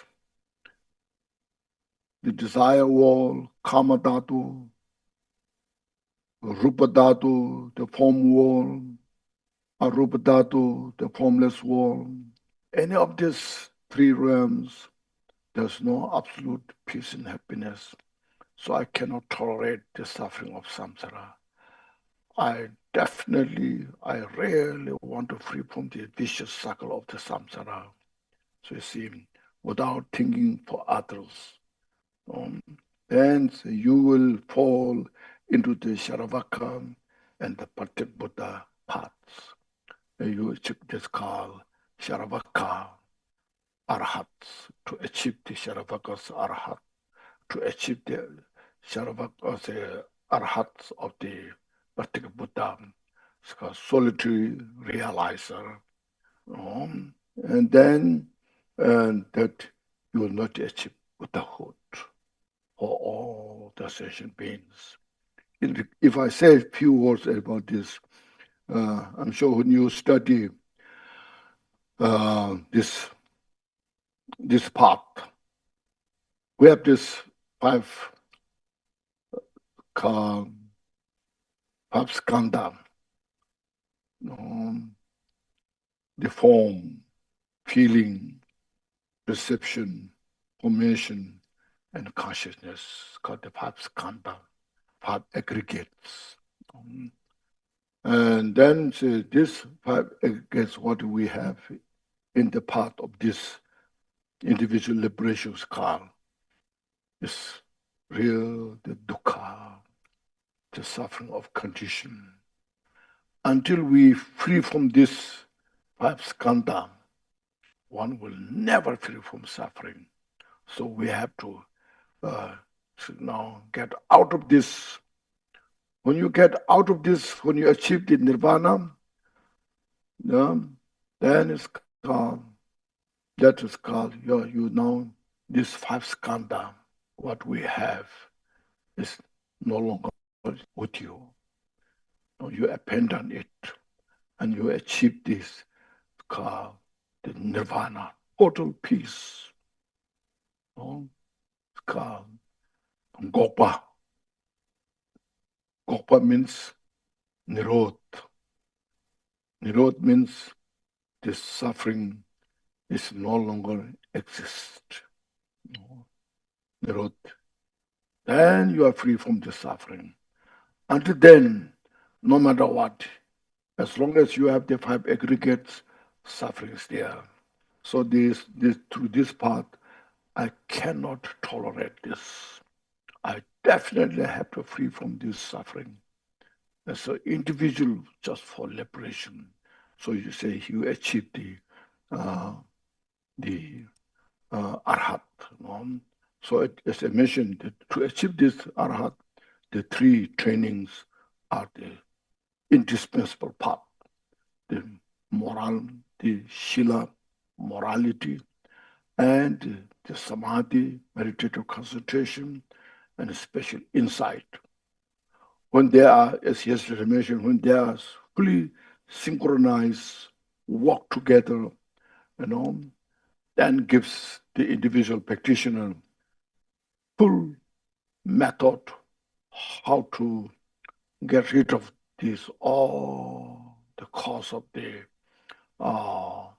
suffering in the samsara, and then thoroughly the attachment to our self-grasping is totally taken care of, and then you achieve the nirvana. So then, even though one is free from, individually free from this samsara and achieve that nirvana, is called also in the Mahayana path, it's called partial nirvana. And then say, abandon the mind of these. So then you say, you will fall into the Sharavaka and Patika Buddhas, that their enlightenment. So when that achieves, abandon the mind of these inferior minds. So you now, to achieve complete Buddhahood, we have to also release this kind of individual liberation. We have to look for all the sentient beings. So first we just say inferior vehicles up to there, 那么呢，戒行给守好之后呢，我们要就是再次谈到所谓的三学的共修共振，就是三学是戒就是希腊，那samadhi 就是我们的禅定嘛，然后 prajna 就是我们智慧般若慧学，那三学并重共修共振，然后才能够脱离这个轮回，了知轮回过患之后呢，应当发心出离轮回，就是要修持三学戒定慧。然后我们知道轮回samsara的本质就是这个 dukkha， 它的本质就是所谓的苦，所以我们轮回中任何一道的安乐都不值得我们去希求、去追求。轮回当中任何的苦都是值得我们去舍弃的。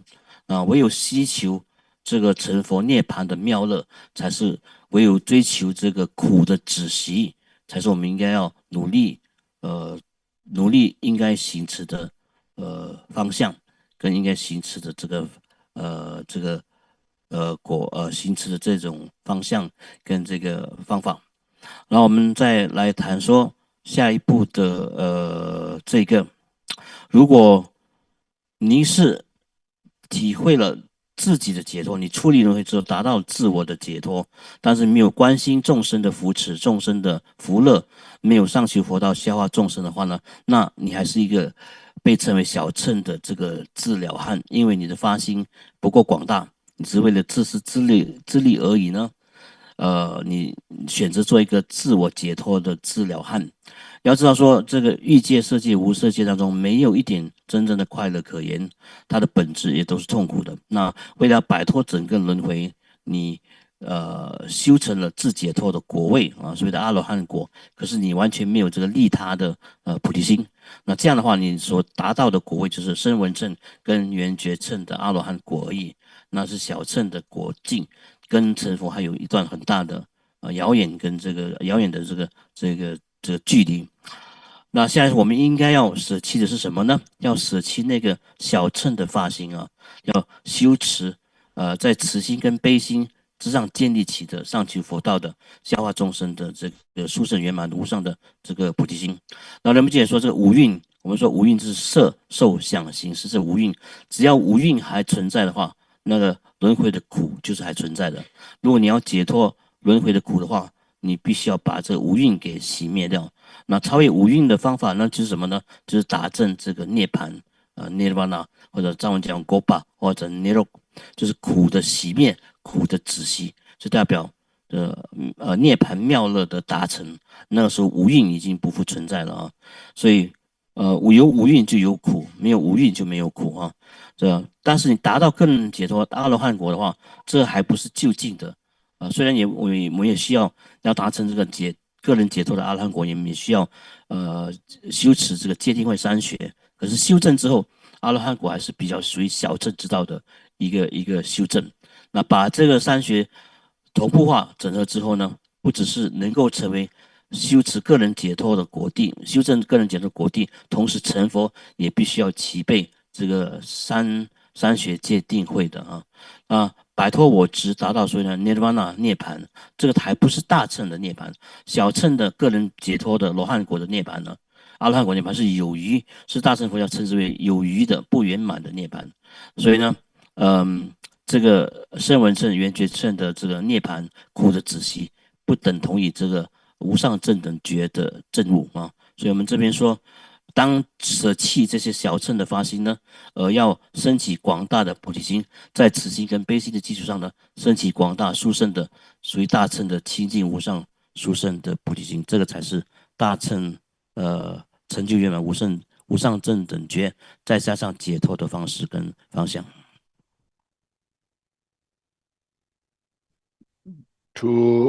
Just to little clarify, in this part, there is emphasis, of course, practice of metta, loving kindness, and compassion, karuna as well.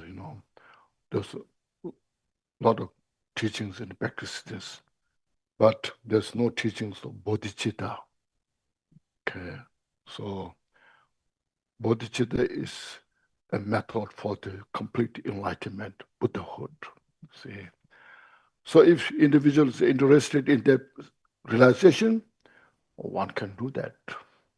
That's why there's some are so tired of samsara.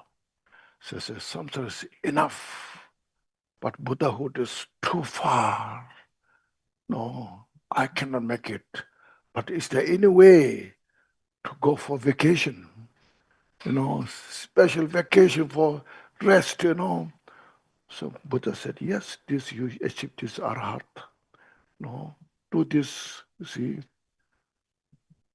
But then eventually you have to attain Buddhahood. Because we all have the Buddha nature. See, to fully awaken the Buddha nature, you have to achieve Buddhahood. See, it makes sense? It's clear? It's not saying that this is a bad thing, Some people may get impression, oh, looks like this is so inferior, all this bad thing, It's not that. If there's some individual interested, yes, it's appreciated.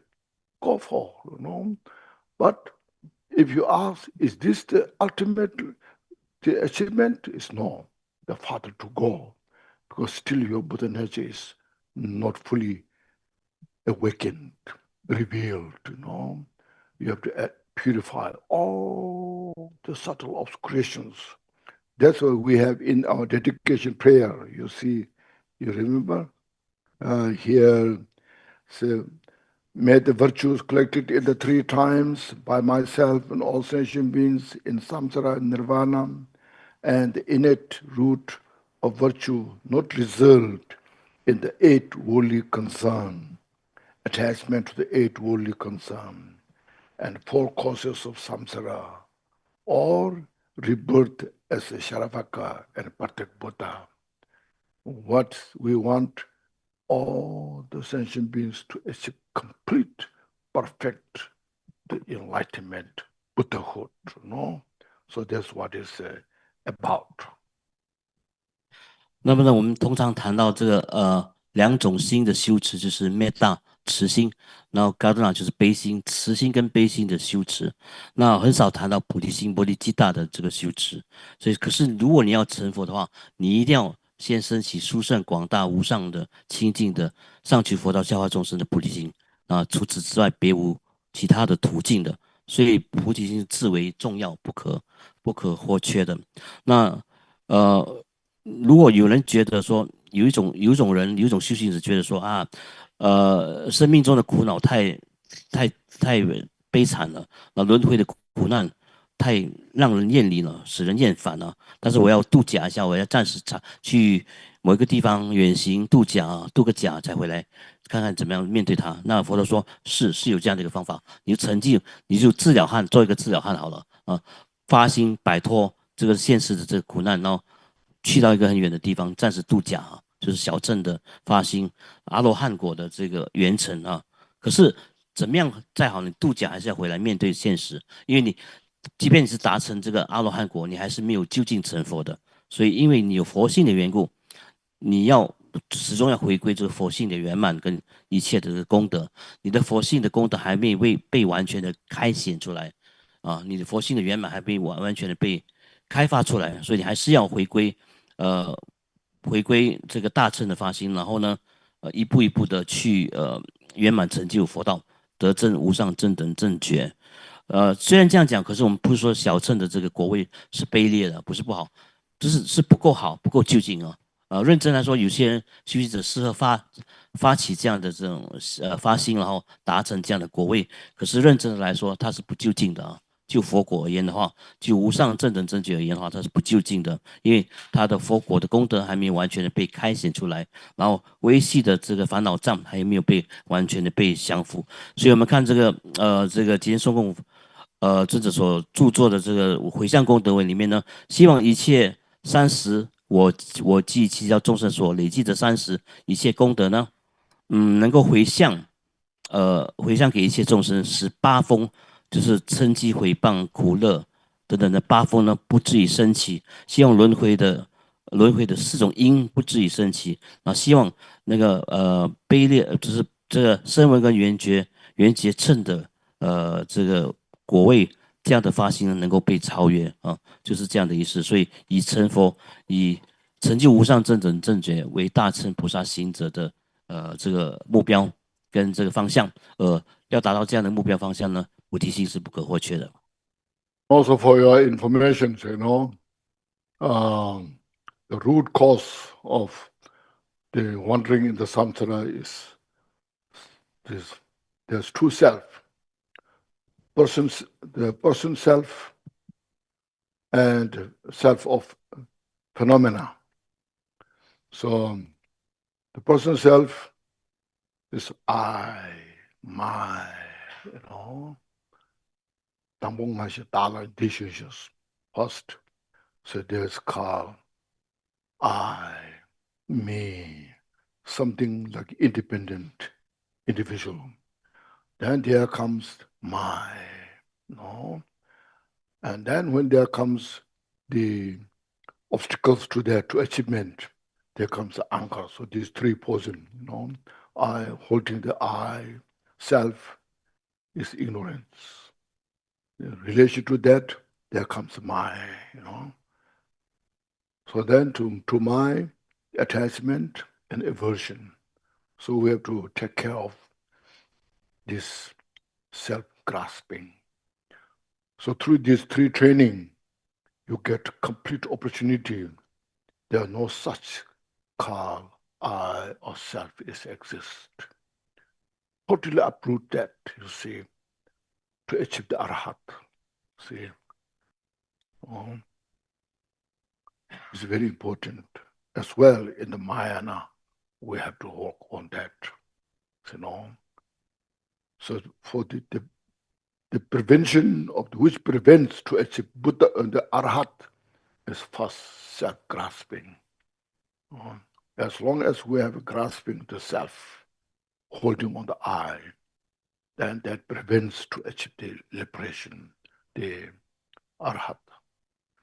To achieve Buddhahood is then after that, then we have to purify the self of the phenomena. There are more other to discuss about that. So we all agree on this. All the Buddha's teachings, everybody who are following the path. So yes, you see here, very skillfully, step by step, the scales. First, how everything is in the state of the impermanence. Reflect on that. Then that inspires us how to free from samsara. On the base of the understanding of the suffering. Then when we have that kind of understanding, so what to require to free from samsara, so three trainings are needed, step by step. And then on the basis of three trainings, then it depends on the individual. Plus you individually, you want to liberate it. Yes, there's a way how to achieve the arhats, but the Buddhas, those And then next will come the practice of bodhicitta.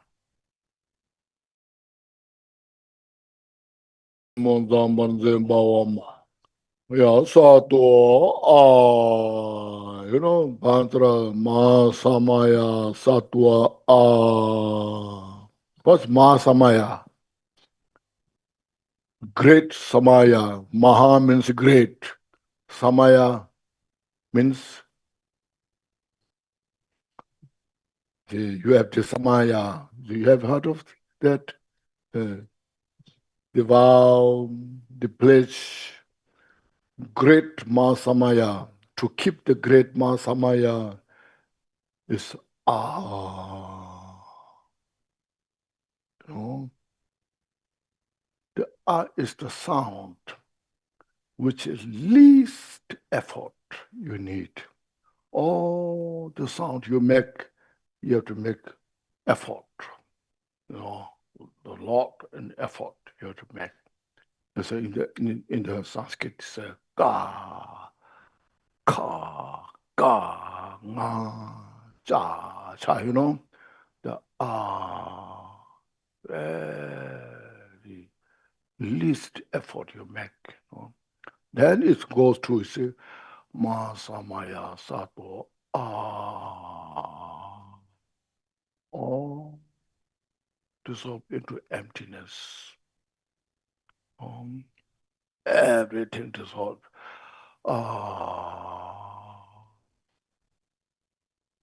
See, and that is the total wisdom of the Buddha.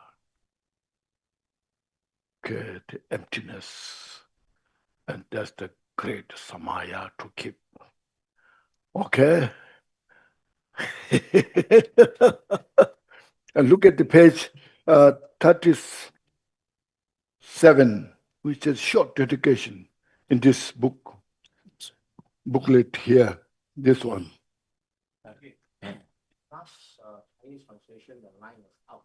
Out.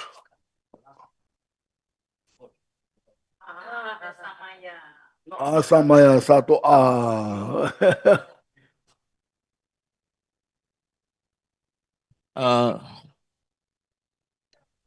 Arhat。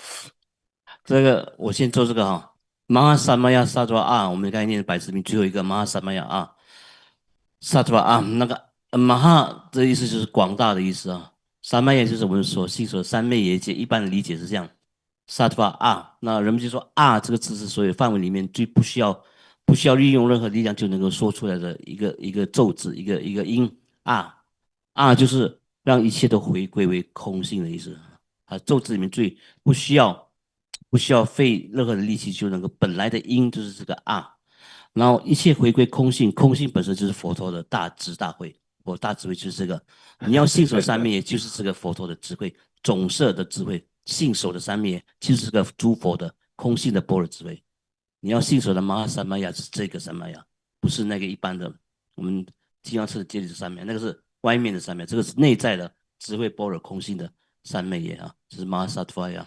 马哈萨玛亚萨陀啊，回归空性哦。之前那个我不知道这，就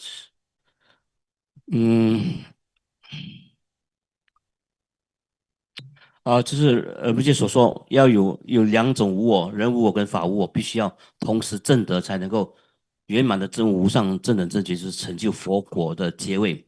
那一般的如果你要达成是个人的解脱，就是阿罗汉果、声闻乘跟缘觉是阿罗汉果的话，你只要证悟人无我就可以了。那证悟人无我的话，那个只要你有这个对轮回有这个出离心，然后摆脱轮回的困扰，然后达成个人的解脱，就是达成人无我了。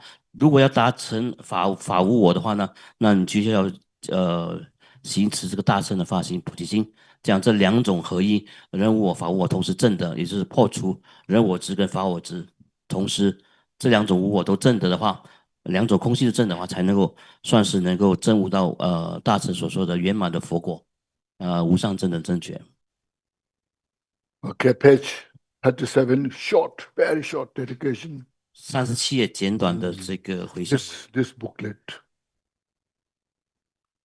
by the virtues collected in the 3 times by myself and all beings in samsara and nirvana, and by the innate root of virtue, may I and all sentient beings quickly attain unsurpassed, completely perfected, precious enlightenment by the teachings of the Drikung Kagyu, all-knowing Dharma Lord, who is the phenomena, master of the interdependent origination, be upheld until the end of samsara by instructions and practice through these dominions.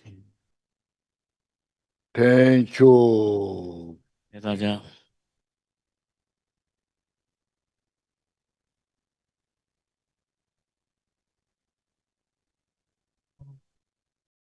Sarva tata gata madhrama me mata banzem bhava ma sadva.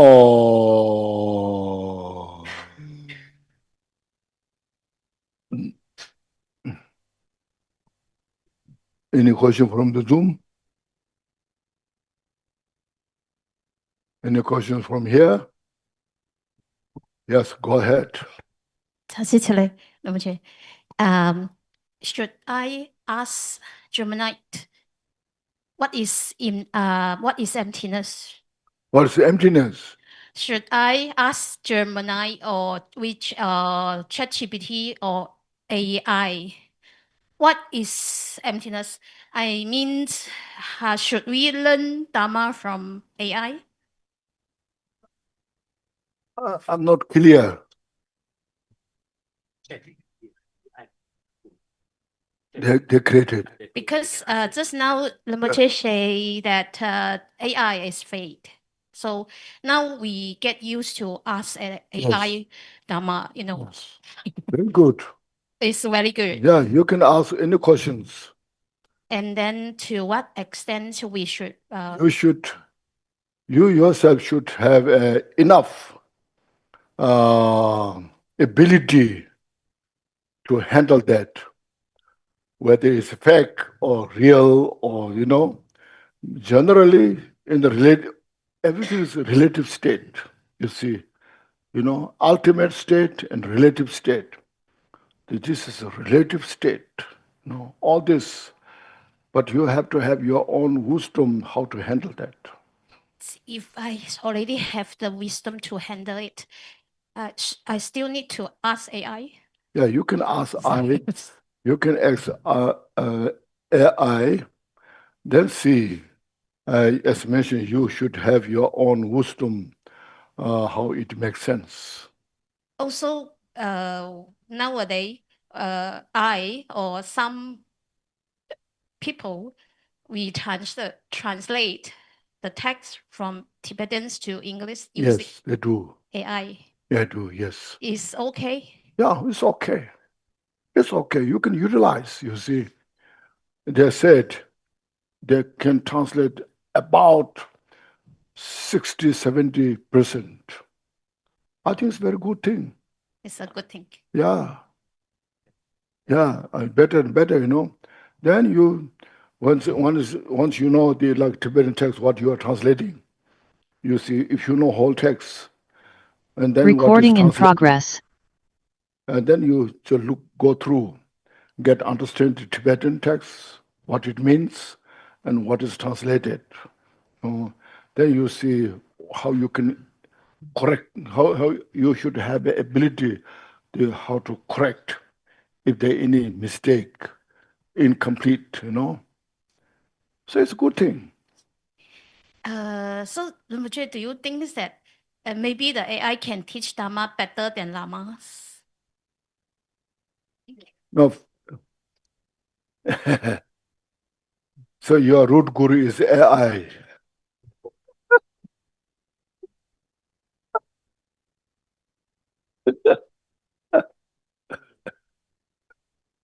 这个问题问说，仁波切，我们可以用 AI 来学习佛法吗？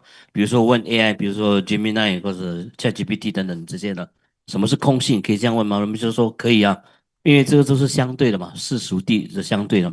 那 AI 是继人工智慧一大成的这一种工具嘛，所以你当然可以问什么叫空性啊，什么是佛法都可以问，但是主要是你必须要有这个消化的能力呢，去用你的智慧去抉择 AI 词讲的东西哪一些是对的，哪一些是不正确的。然后你用 AI 来翻译佛经佛典也都可以，但是还是要你自己去用智慧去辨别、去消化、去抉择哦。然后这个问题说，我们可以，这是不是代表说 AI 就是能够代替喇嘛说法？这样人不介开玩笑说，那你的上司是 AI 吗？你的根本上司是不是 AI 呢？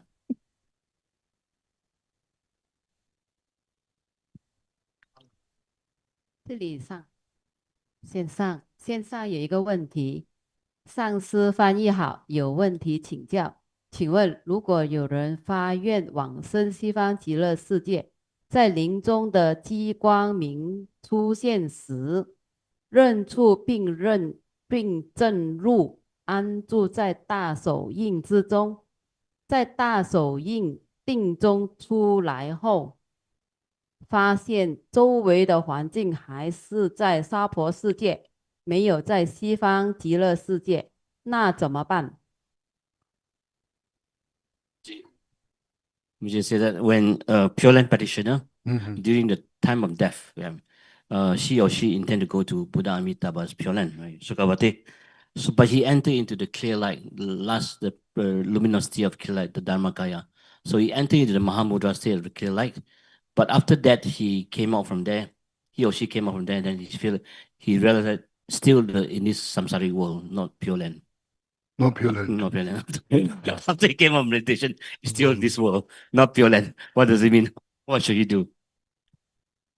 So if that person experienced the luminosity, then just stay with the luminosity. Don't get out of that.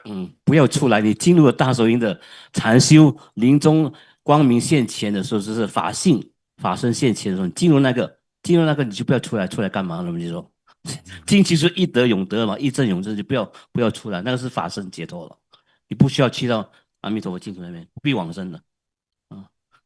So that luminosity is Pure Land. 这个光明本身就是自性净土，是比那个极乐净土更加殊胜的自性法身净土啊。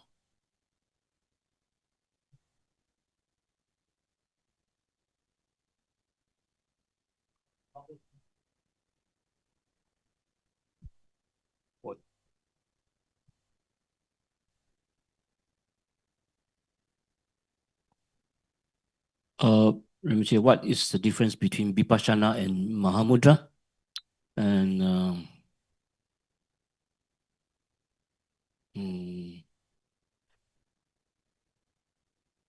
what is the difference between knowing, being aware, recognizing, and noticing? I don't know. These four kinds of awareness. So mainly he asked about what is the difference between Vipassana and Mahamudra.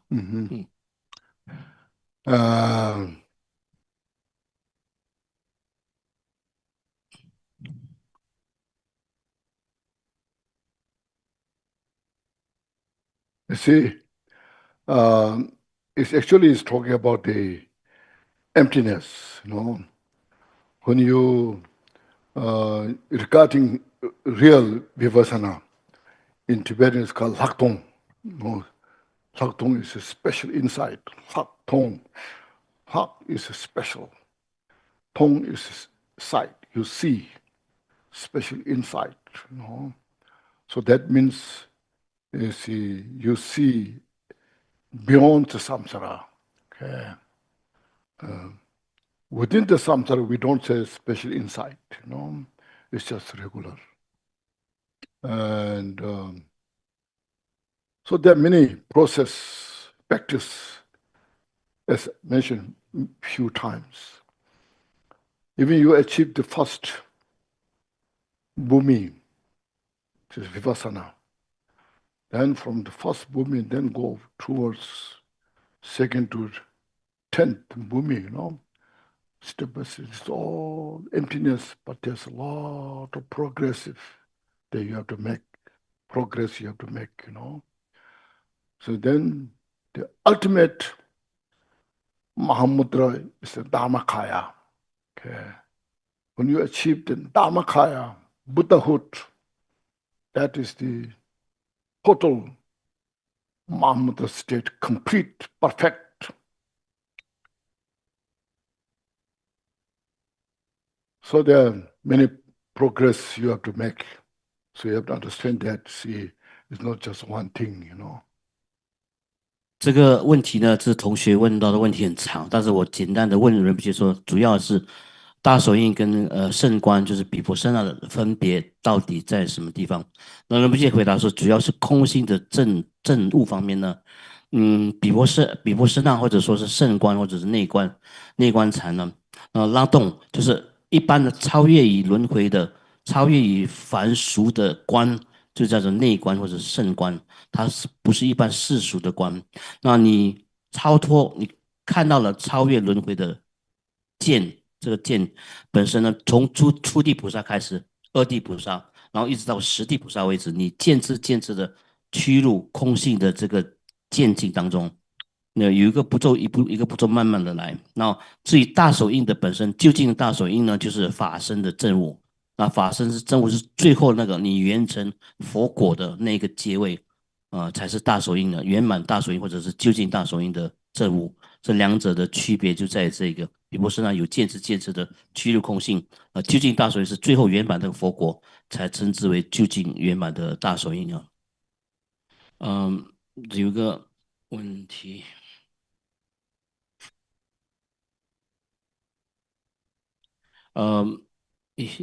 This person is always worrying about whether I'll be dying today or this moment. Fear of death is there, although he or she is trying to contemplate on impermanence, but the fear of death is always there.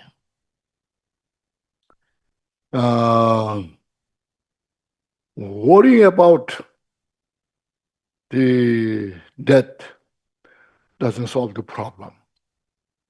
No, but you aware one day I will die.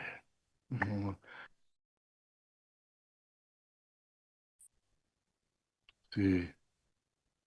So since we have the Buddha's teaching, you see, Buddha's teaching is practiced for 24 hours, not just only daytime.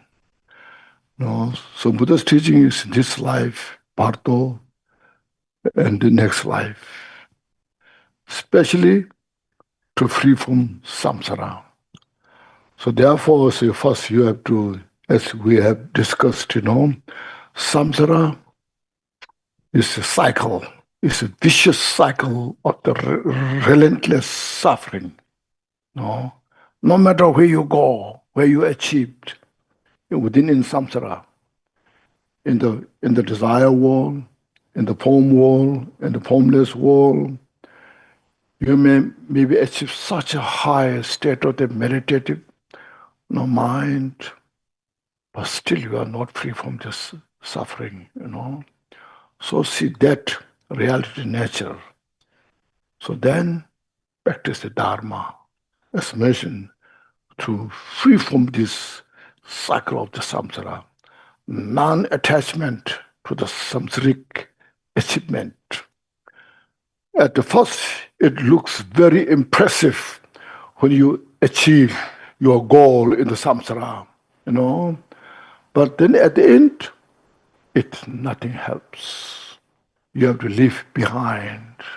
See, even our body, how much we cherish our body, eating the best food, you know, live the best place, and wearing the wonderful clothes, you know, then you see just, how much you cherish for the body, you know. But at the end of the day, then you have to leave everything behind. See, so see that nature. Then it's called wise, you know. We are not deluded, you see. Otherwise, we are so deluded in the samsara. So much, you know, taking care of our body. And then to spend so much effort or the resources to this, you know. And then what you get at the end? Nothing, you know. So the precious body we have, the human body, is utilize that to practice this bodhicitta, loving kindness, compassion, and utilize to realized emptiness, This body, what we have, has such a great opportunity, you see. It's not saying this body itself is so precious.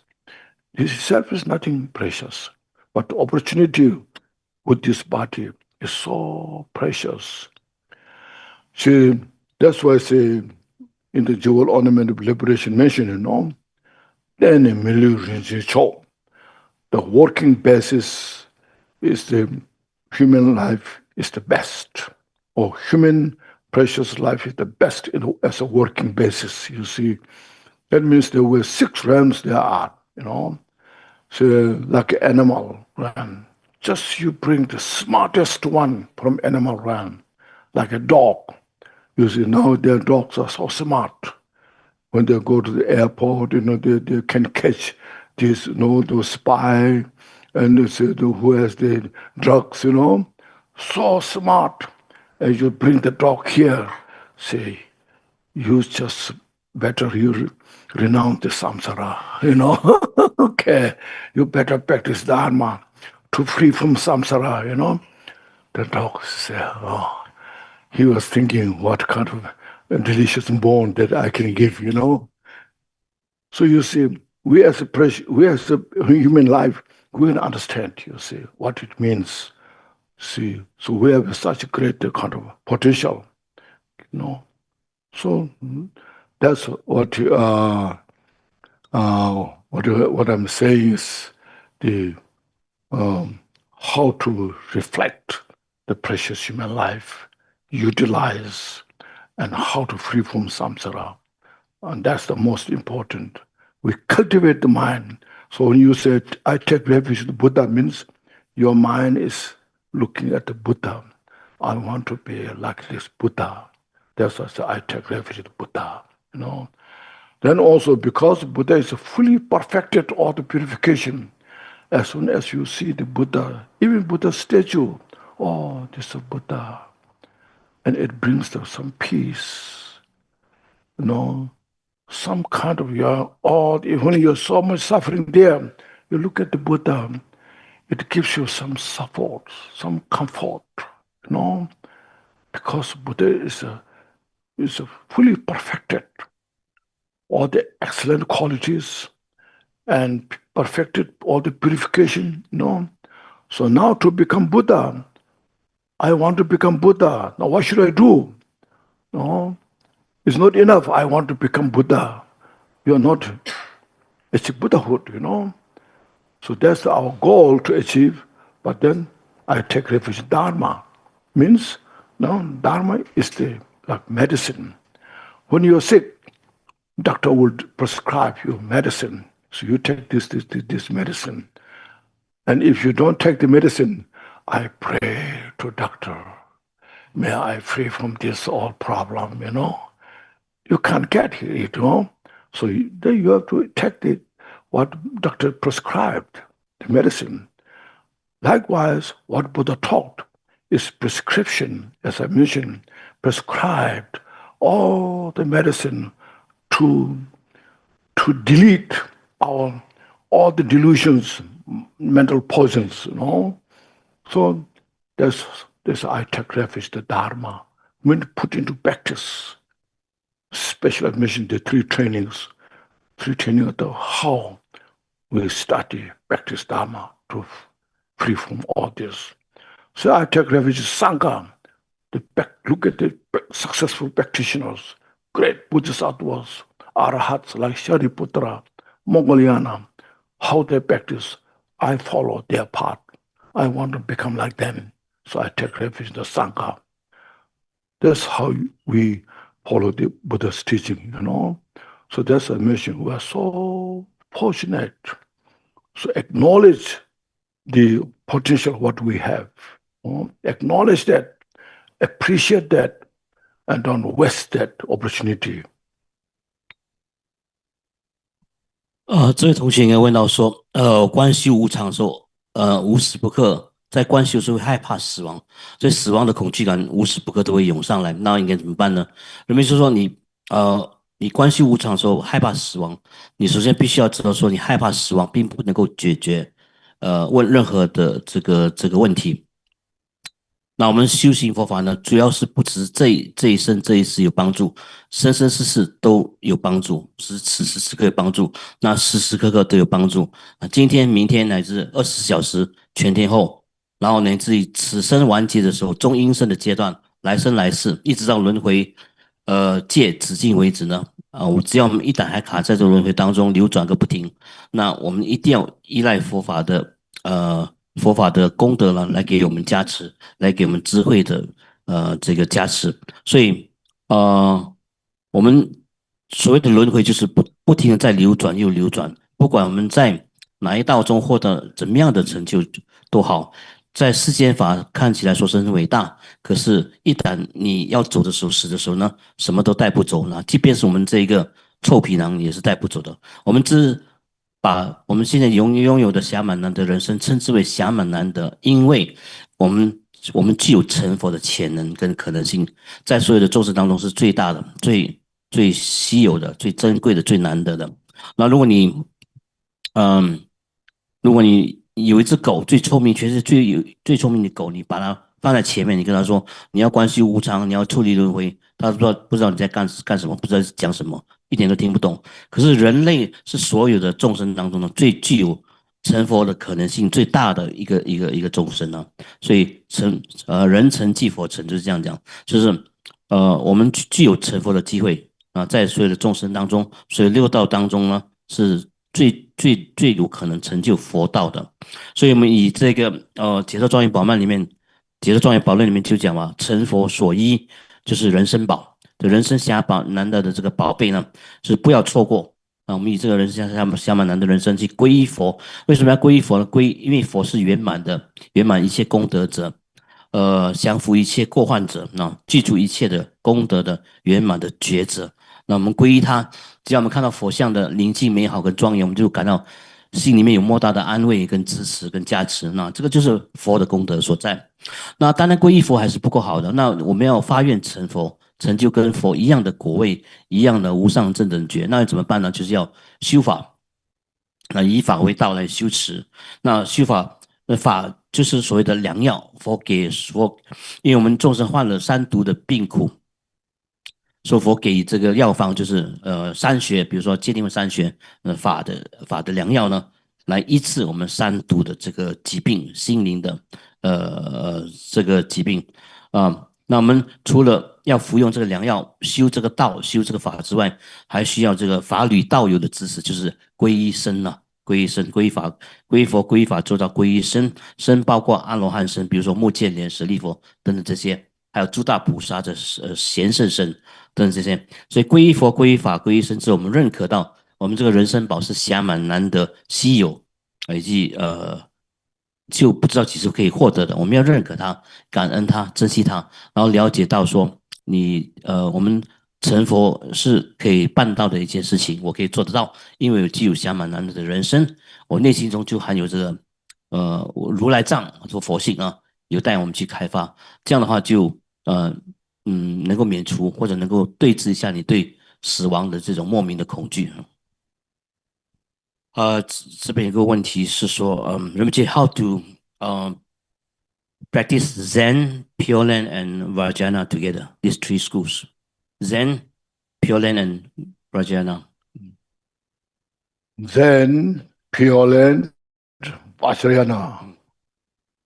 How you can practice that?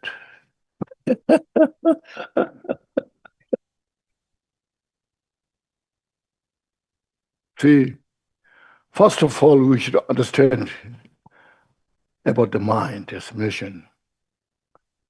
It's all your mental. Buddha taught all those teachings, It's all Buddha taught to purify our mind. See, pure land, just look at the first, what means pure land? A place where there's no suffering. Pure land, So, with a place where there's no suffering, no delusion, then who created that? It's the mind.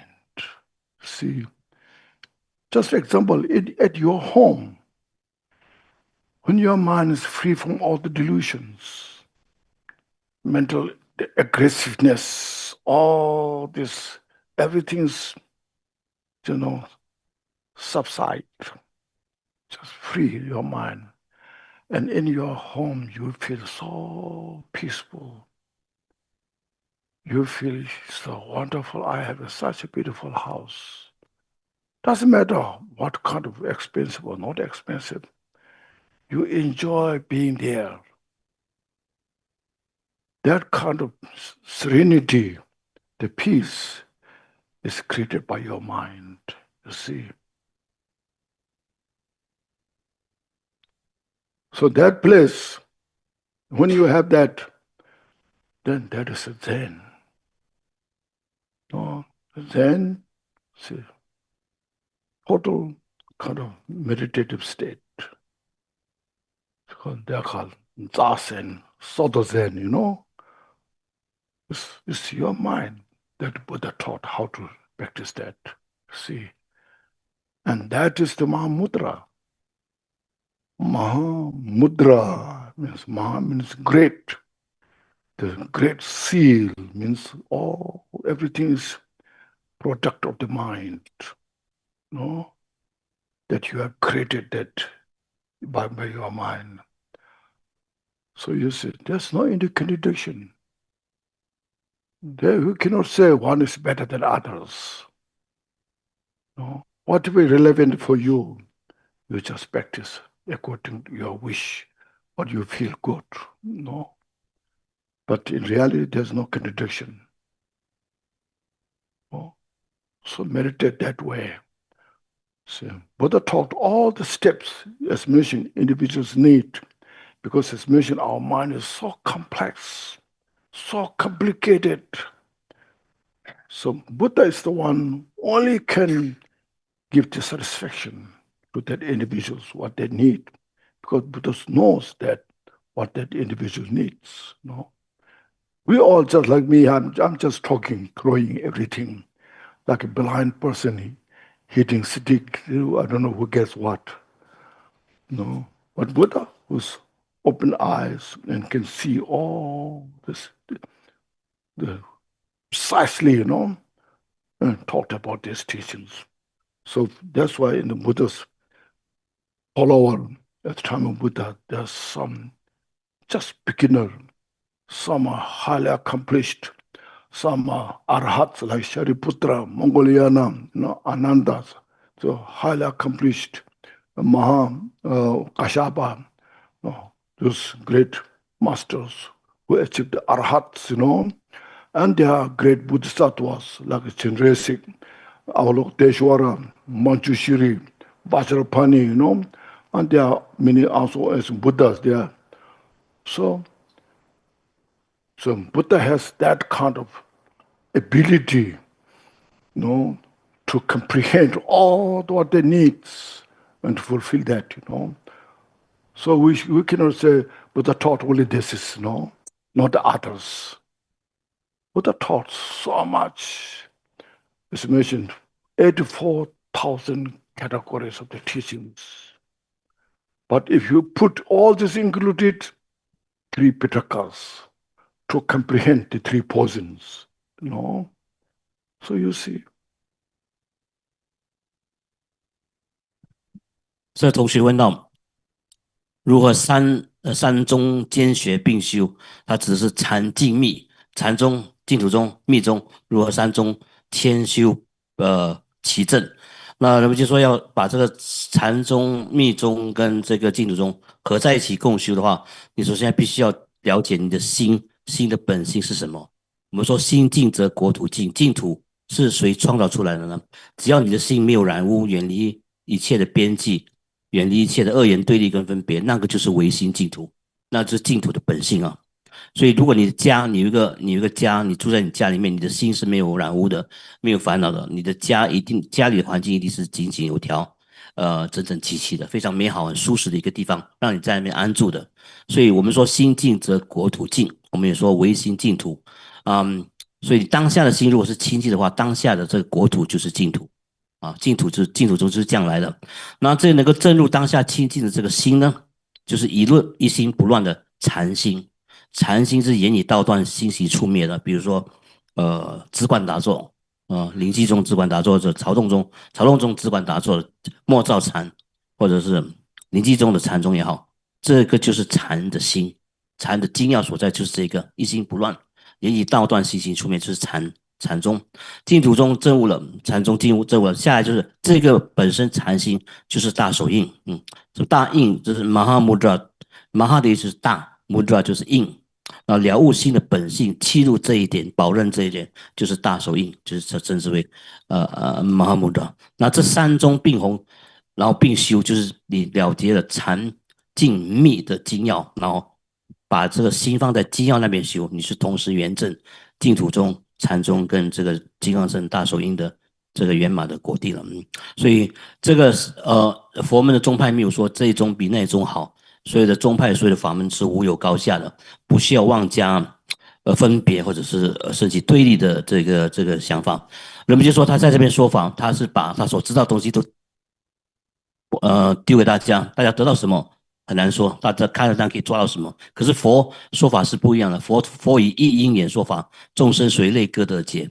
佛以一个声音会随着众生不同的根器而演说不同的妙法，然后契入众生的根器。一步一步的引导他们迈向解脱跟这个成就，所以佛有这样的全知全觉的这个功德和加持力所在，所以呢，会随着众生不同的根器而演说不同的妙法，给他们开示悟入佛的这个知见。所以我们说有84000种法门呢，简单来说就设为这个这三藏，就是经律论三藏。那其实三藏是为了对治我们贪嗔痴3种主要的3毒的烦恼，简单来说就是这样。那么 how to attain non-duality of mind? First, study about the duality. 那这个问题说，怎么样证悟心的不二呢？人们就说，所以要学习什么叫做有二元分别的这些 What is the duality? Okay. First, get that good information. So, what is relative? What is ultimate? What are they? See, study them well. Once you understood that well, then it's good to understand what is a non-duality. Before we understood duality and go to non-duality, makes you more confused. 我们就说，如果要先证悟非二元的话，首先要知道什么叫有二元分别啊。有二元分别就是还没有证入二谛圆融之前，是要什么叫做要分别是什么叫二谛啊？世俗谛跟胜义谛要分别的清清楚楚、了了分明，然后才谈把这二谛圆融起来、整合起来，然后达成这个不二。要不然你连二谛都二元分别都搞不清楚的话，你直接进入非二元的不二的话，那你就会搞得糊里糊涂的哈，弄乱章法大乱了，是不太理想。先了解什么叫做二元分别，然后才进入不二的境地，它是有次第性的修持的哈。And what's next? Have a question. Zoom have a question. 如果已经认出觉性，对觉性已经有所觉受，还需要修升起彻地或圆满彻地吗？还是只要一心安住本心觉性皆可？ If we practice, when we practice, we attain the Drikpa, we recognize Drikpa. Should we just maintain that Drikpa, or should we just also enter into the practice of generation and completion stage? First of all, Rigpa, mind, these are synonym, Rigpa means awareness. You're aware. It's conscious. You're conscious things. Rig means to see, to understand. The mind is what you to understand. What that? So, Senda, Rigpa. See, they are synonym. Sometimes it's Rigpa is something like something above the mind. there's nothing is about the mind.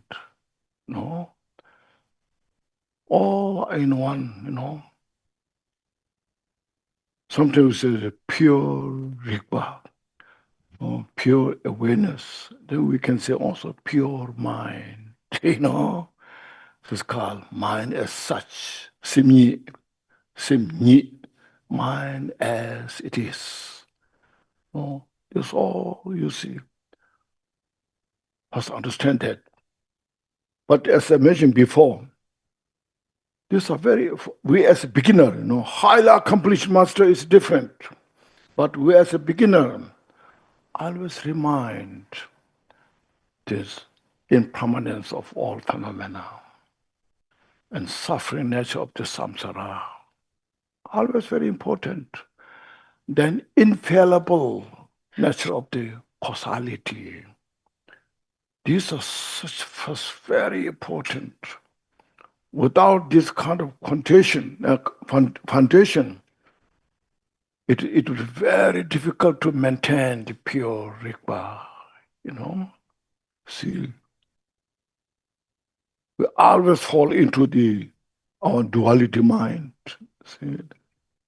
See. So this cooperate, all this interconnect, interrelate. When you are fully convinced, there's no any other, if you feel, when there's no other choice, it's the only way to go, then of course, yes, you just maintain the pure Rigpa or pure mind. What do your name call? 那么，怎么样保任这个本名？保任本名就好呢，还是要进入这个升起跟圆满自己的修持呢？那么就说保持本名，我们叫它本觉本名也好，是 Rigpa 也好，它只是我们心的本性啊。Rig 就是能够知道、能够了悟的那个心，以心见心，见到心的本性。那保任这个总是有人说 Rigpa 本名本觉是超越心，其实不是，他们都是一体的啊。没有什么心之外，没有其他的任何一个本觉可以让你去证悟的，都是一体的。我们说的纯净的本觉，或者是纯净的心，或者心的本净、本明、本觉，指的是这个如是的心，三念如是之心啊。当下这个本来法尔如是的心，或者心的本性，指的就是本明、本净，或者是本觉。那么这种很重要的是提醒大家，因为我们是初学者。我们的境界跟那些大成就者是大不相同的啊！大成就者可以说一下子是证入明性啦、保任本觉等等之类的，可是还是初学者，我们好还是要回到基本功，就是说人们所讲的诸法无常，然后有漏皆苦，然后这个因果业报真实不虚等等这些基本的佛法的修学的基础，先要掌握的好，然后进一步修行大圆满大手印的时候，再把这些基本的功跟你这些高尚的见地结合起来，一起整合来修，到最后你觉着说，哎，修大圆满是唯一的成佛的途径的时候，到时候再来谈什么是保任明觉，然后直趋直接成佛，那时候才谈论这个东西。Yes. Hello. Question is, would Khenchen explain the quote from Lord Mahamudra, a practitioner without foundation of preliminary practice, who practices Mahamudra is like a rabbit that carries the diamond mountain. So how to know that we are ready to practice Mahamudra? And Lord Mahamudra also taught, what without proper foundation and preliminary practice, practicing Mahamudra will also accumulate the cost to rebirth into animal realms. Would Khenchen La give us advice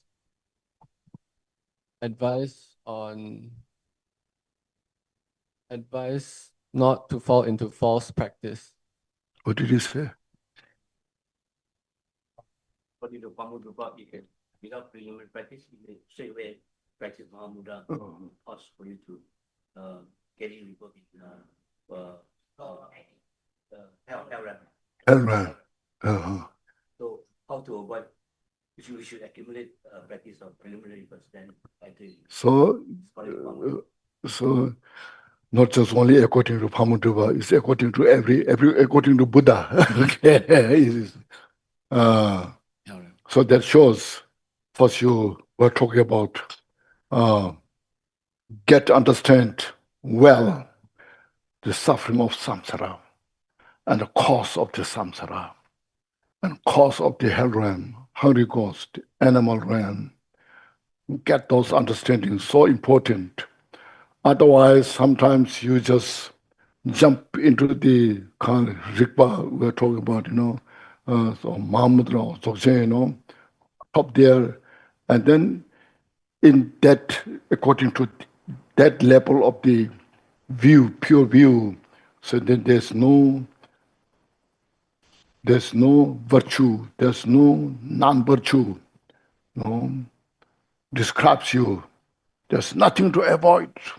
Because it's within the emptiness, he said, there's nothing to avoid. Within the emptiness, there's nothing to achieve, nothing to accept. Be it that way, free. Just you are free. You achieve. You just do what you like. Then what happens? All mental afflictions just so fresh. Without realizing your mental afflictions, clashes, you say, well, this is in the pure view, there's nothing to avoid, there's nothing to accept, nothing to accept, and then you become mess, okay, and that messy create the hell realm. So that's why you don't deceive yourself. Just not just in the name of the view, but look at your own self. When you suffer, do you have suffering or not? Okay. If you get a headache, you suffer or not? Look at that. If you get a headache, if you are just, all this, lot of things happens, and that doesn't affect you, I'm fine, okay, In such case, yes, you can do, but it's not so easy. That bodhisattvas, like, one side, sandalwood powder, applies, make it so smooth, gentle. Other side, burn the fire, If this nothing affects, that sandalwood doesn't give you any comfort. The fire doesn't give you suffering. It's totally equal. Then go ahead, Otherwise, we have to be careful ourselves.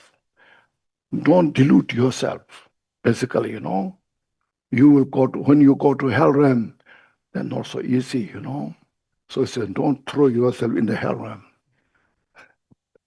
这句话就是巴莫祖巴说，就是不小心，不要随便进入大圆满大手印的修持，是要具备潜心的准备功夫呢，才能够趋入这个无上的见地，心性本精或者心性本明本觉的这个修持才比较好，要不然的话，一不小心步入歧途的话呢，可能会种下来世堕入这个地狱道的种子。那么就说这句话，这种告诫不只是巴莫祖巴大师会讲，佛陀所有的祖师大德都应该会告诫我们这一点的，要小心。当我们要进入无上的见地或者密法的修持，比如说大手印大圆满的时候，我们要知道说我们现在的基础在什么地方，我们现在根器是不是修学这样的一种法门？因为你随随便便就进入大圆满大手印的修持。或者你以为已经证得大手印大圆满的见地的时候呢，你以为你已经证得，因为大手印的大圆满的见地是非善非恶，没有什么东西是不可以做的，你无所不能，无所不是，然后没有什么东西让你可以无取无舍，非善非恶，你以为自己什么都可以干得了，什么都可以做，可以承担得起，可是你根本不是这个样子，因为你心根本没有自由，你却误以为你已经达到那个无上的境界了，所以这个就是自欺欺人了，然后自我欺骗自己，然后你就看你自己烦恼还有没有，你头痛的时候还会感到头疼吗？那如果是你没有那个境界去修这样高的法的话，你只是在自欺欺人啊，然后你头脑一片混乱，那头脑一片混乱，不知道自己在干什么，以为自己很高的见地跟修正的话，这个就是地狱啊！就你心造作见地不明，修正没有次第的所造作的一个地狱啊，你是在那边受苦受难的，所以这个见地很高，见地高没有错，可是你要回观自己，你有没有到那个境界？你是不是那种根器可以修这么高这么大的一个法？你头痛还能够生活吗？你是不是超越了世间的种种的烦恼跟痛苦呢？没有吗？如果有的话，比如说我们说大菩萨经典里面有说，他左手是用檀香木在供养他自己，那右手呢被火烧，这两种被火烧的痛苦，被檀香木供养的这种香味的法喜，这两种你都平等对待的话，那你就可以直接趋入大寿大圆满的见地，然后这时候才讲什么宝刃明觉这些，要不然你就是在自欺欺人啊，就是眼高手低，跌的时候你会跌得粉身碎骨，所以要非常小心谨慎，这个修学的次第是必须要具足的哈。See, those great teachers like Milarepa and especially like Kampupa, Mahamudra, Jigten Sumgön, they really teach so carefully how to help the individuals.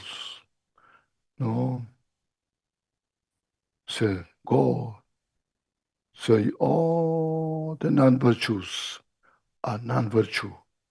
You cannot say they can be virtue.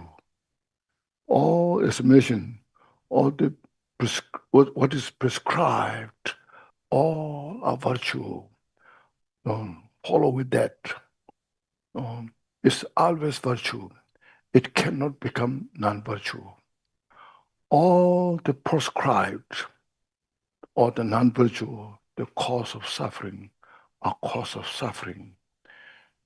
Being in the high view doesn't help to transcend that. Non-virtue is non-virtue. Can I tell you a story one?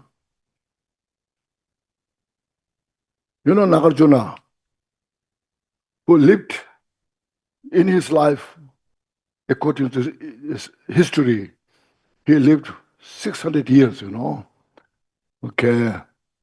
And here's a great pattern who support him. Which Nagarjuna wrote the letter. It was called Nagarjuna's letter to a friend. That the king, he was a king. The pattern was king. Then, and in the king, so this his wife, they have a child grown up. I think it will maybe like in the 10s, 20s, maybe 20s, grown up. And mother made such a good cloth to her son, such a beautiful cloth. And she said, son, you come here, this I made for you. You just wear it. And the son looked at the cloth, it's so beautiful. And he just folded and kept in his box. And then a few days, mother said, where's your cloth? He said, I put in a box. I cannot wear this, so good. No, mother said, you go, then wear it. And the son said, no, I cannot wear this. I can wear this only when I become a king. Means after his father died, After his father died, then when I become king, then I will wear this. Otherwise, I dare not wear this. And the mother said, no, you cannot you will not become a king. There's a lot of your brothers that were born there died, because Nagarjuna lives forever. And Nagarjuna accepted your father live as long as, Nagarjuna's life. And then the son was not happy at all. He was so depressed, He can't eat food. So the mother just tried to please him, did all that she could, The son was totally depressed, Mother, I cannot, wear this cloth, no matter what. Then mother, as a mother, now what should I do to help this my son? Then the mother thought, Nagarjuna is a great Bodhisattva. You beg, you ask Nagarjuna's head. Say, give me your head. Nagarjuna is a great Bodhisattva, may give you his head. If he gives you his head, then means he will die. And your father die, and you can become king. Then the son was, that's a very good idea. Then the son went to Nagarjuna, and he told the story, frankly, to Nagarjuna, So I need your head, Nagarjuna thought about it. So, long time ago, I was a shepherd looking after the animals, in the grassland. One time I played in the grassland, and one piece of grass cut a neck of an insect. He said, that karma is left with me. No, before that, you said, Nagarjuna first said that, Nagarjuna, it's now time to go. Okay, tomorrow you come, cut my head. Okay, then he came, cut the head, because you see, Nagarjuna totally realized the emptiness. Everything's nothing but like space. No difference, the space in his body. Totally, When he cut the Nagarjuna's head, it's like throwing knife in the space. Doesn't touch. And Nagarjuna then reflected, why, Then he recollect that he cut the neck of the insect just by happened, when he was in the grassland. So Nagarjuna said, now I have that karma to pay off. So next day you come with the grass. Kusha, kusha grass, you see. And then the boy came and cut, and he could cut the Nagarjuna's head. See, karma, you cannot ignore in the high view. Virtue is a virtue, always cause of peace and happiness. Non-virtue is non-virtue, always cause for suffering. Non-virtue cannot become a virtue by the high view, okay, by high tantric practice. Okay. All the Buddha's teachings from the beginning to the highest tantra are method to purify all the obscurations. We should keep that in the mind, Sometimes in the name of tantra, then people become crazy, That's unwise. Lack of the wisdom, lack of the good guidance, that happens,人们就说，不管是这个密勒日巴尊者也好，冈布巴大师也好，这个巴木珠巴大师也好呢，他们都是教导我们诸恶莫作，众善奉行的。善跟恶是有绝对的分别的，善不能变成恶，恶不能变成善。善，是乐的因，那恶永远就是苦的因啊。这样的东西是不可以混淆，或者是不能说我不分别，我就不分别这些，这是绝对要有的。不管你见地多高，你能够气度见地有多高，多殊胜，多超越，你都不能违背这个因果业力的善恶的这个法则。我们都听说龙树的菩萨的这个故事吧？龙树菩萨据说他活了600年之久啊，在他那个时代有一个国王，跟他的后妃呢生了一个王子，这王子不是大王子，小王子。那有一天这个后妃给了这个王子一个很漂亮的衣服。这王子却不把它穿起来，就把它折入放进一个箱子里面。那这个皇后就问他为什么你不穿呢？他说我要在我继承王位的时候才把这衣服给穿上。那王后就跟他说，你不可能继承王位，因为在你前面还有很多的大王子呢，都在排队要继承王位的，所以没有轮到你的这个份。于是小王子听了之后非常的伤心，非常的失望，就到底要怎么办才做呢？这吃不下也睡不着。那这个王后就跟他说，其实龙树菩萨是长生不老的，那国王你的父亲也是长寿不老的。那如果要夺取王位的话呢，让你的这个父王死亡的话呢，唯有夺取这个龙树菩萨寿命才能够得成，才能够承办的。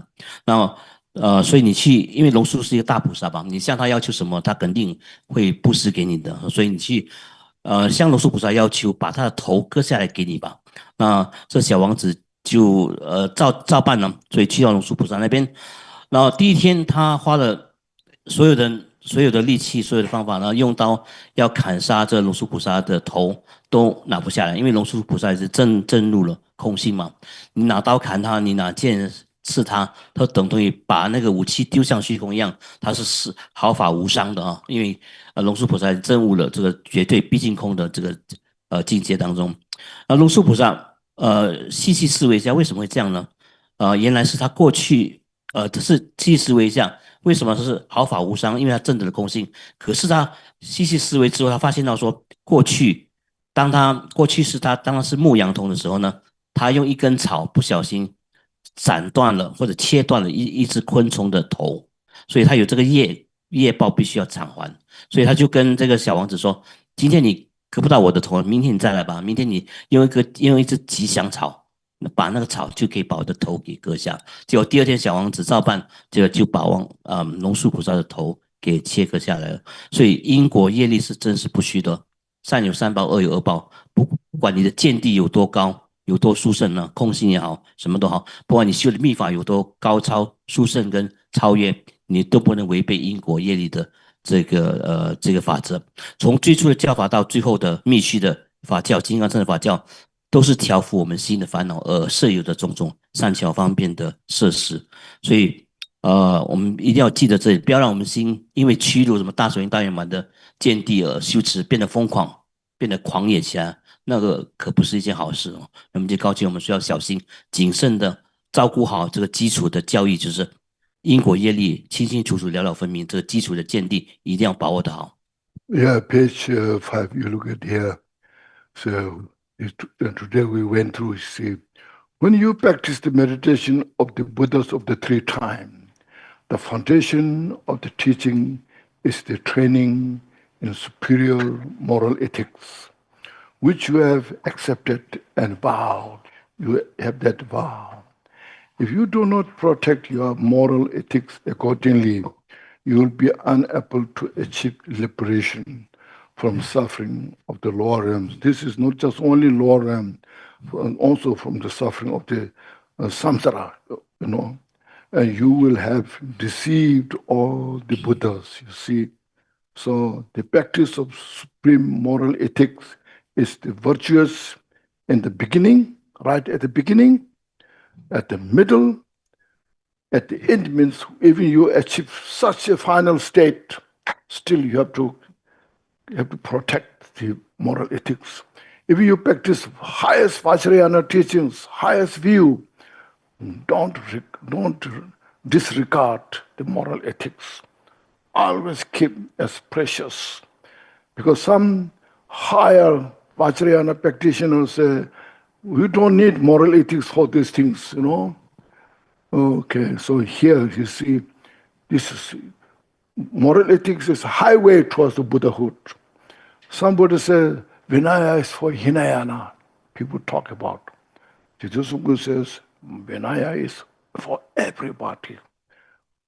From the beginning, taking the 5 precepts, all the way to Buddhahood. 你看这个文本啊，这个英文的这个告诫书的第5页，那当你禅修于这个三世诸佛之道的时候呢，你要记得一切教、一切法教、正教恶法的基础就是戒律啊，戒律就是所谓的无上的戒条的遵守啊。你接受过这个戒体，你就必须要遵守这个戒律。那如果你不好好的守戒清净的话呢，你其实在欺骗自己，也欺骗了所有一切诸佛啊。你的来生将会堕入到这个下山的道中去受苦受难，所以可见这个守戒清净的重要性可在。然后戒行的修持跟遵守呢，是初善、中善、后善，就是开始的时候是吉祥殊胜的善的，中间也是吉祥殊胜跟善的，后面也是吉祥殊胜跟善妙的。而且这个就是我们必须要如护眼睛如护己命的戒律的重要性。有人说这个比那也是这个 Hinayana 小乘的人才遵守的，我们修的是金刚乘密续佛法，不要守戒，这是大错特错了。据吉天松贡尊者所说，持戒戒律的重要性，从开始一修学佛法开始，到最后成佛为止呢，都是需要的，都是不可或缺的。所以，请大家必须要遵守好这个法则，时时的警惕自己这一点，守戒清净，从开始到成佛都是需要的。Thank you. Any questions? 有人问题吗？ Yes, okay. I will ask in Mandarin. Okay. 人我智，刚才仁波切讲人我智，那个声闻缘觉它能够破人我智，然后大乘佛法就是能破了人我智和法我智。请问仁波切，做什么那个小乘不能破那个法我智？然后大乘佛法它是怎么样破掉那个法我智呢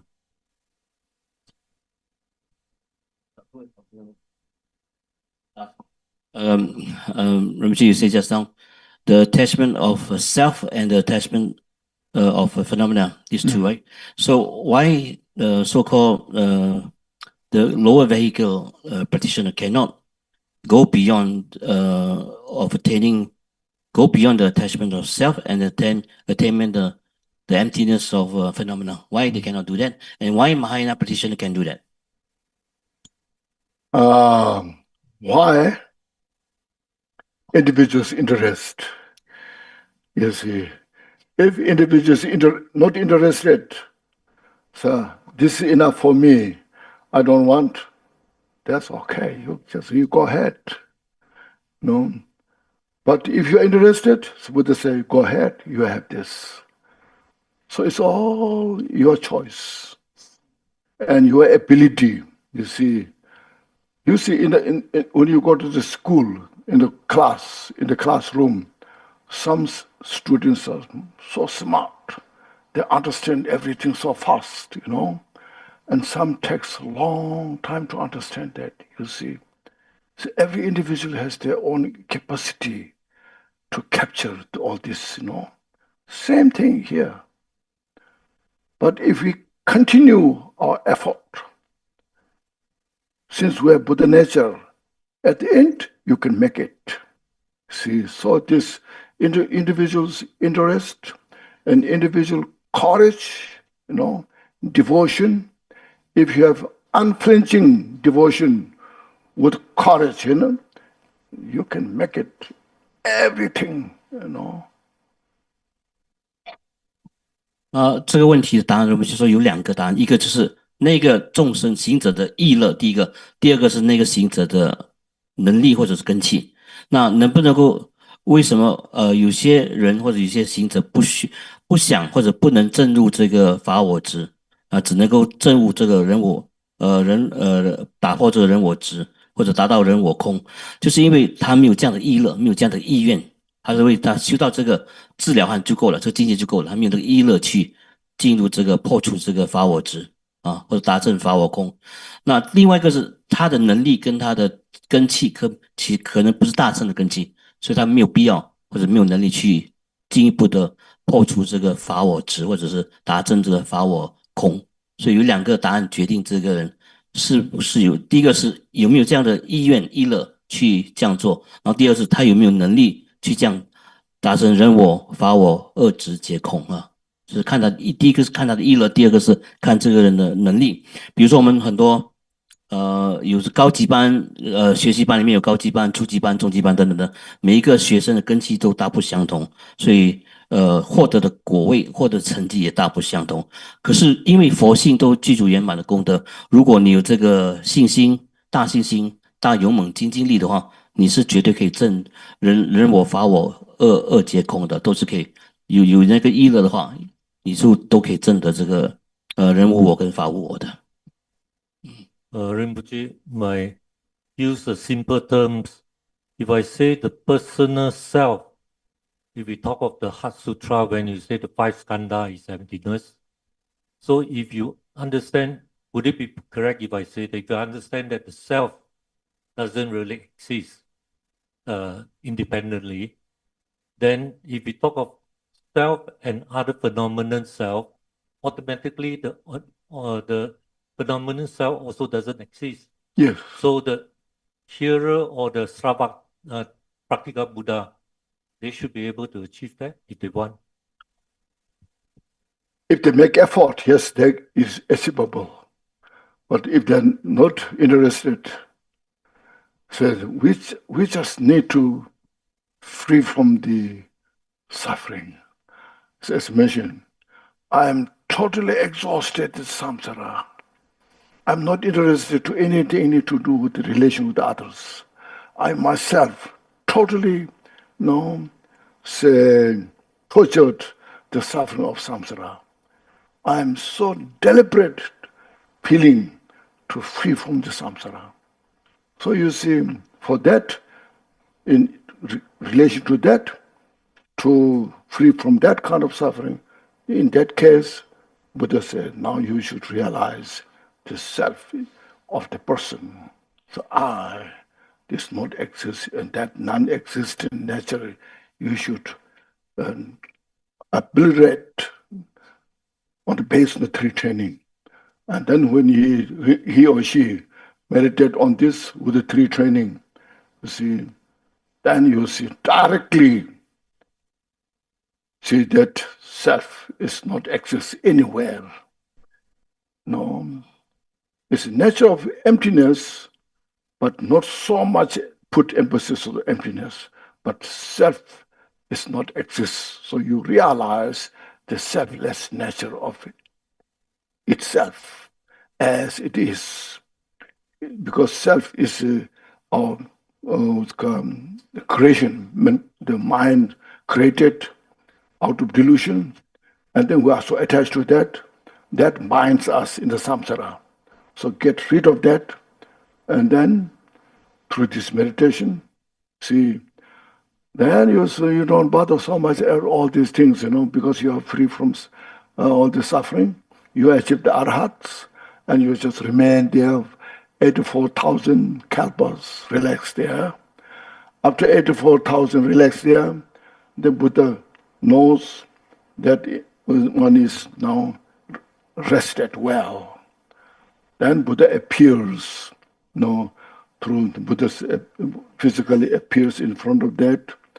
And then Buddha says, your nirvana is not the complete nirvana. Now you are rested. Now go forward for the complete enlightenment, Buddhahood. And then because of the Buddha's kind of, blessing or Buddha's appearance, and then that individual is interested to follow the path towards enlightenment. See?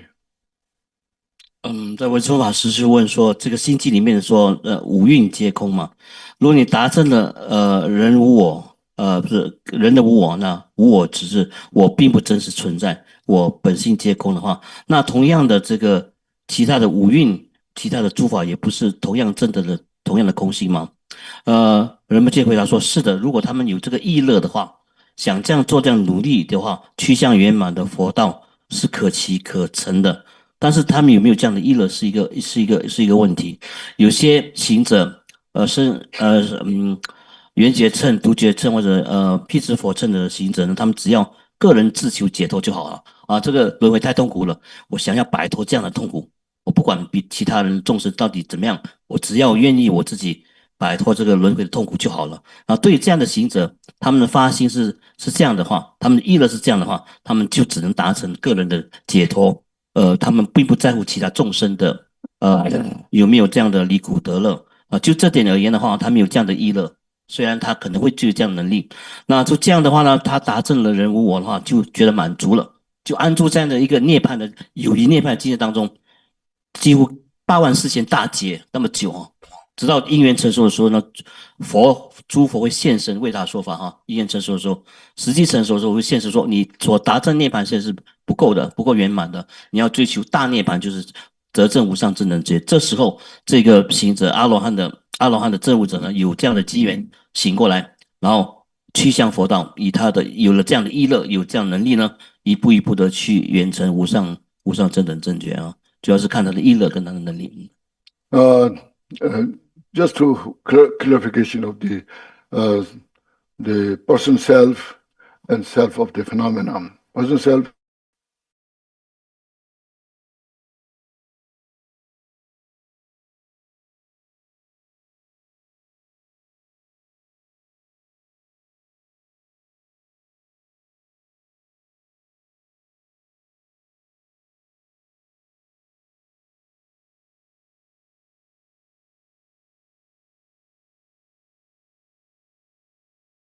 or water.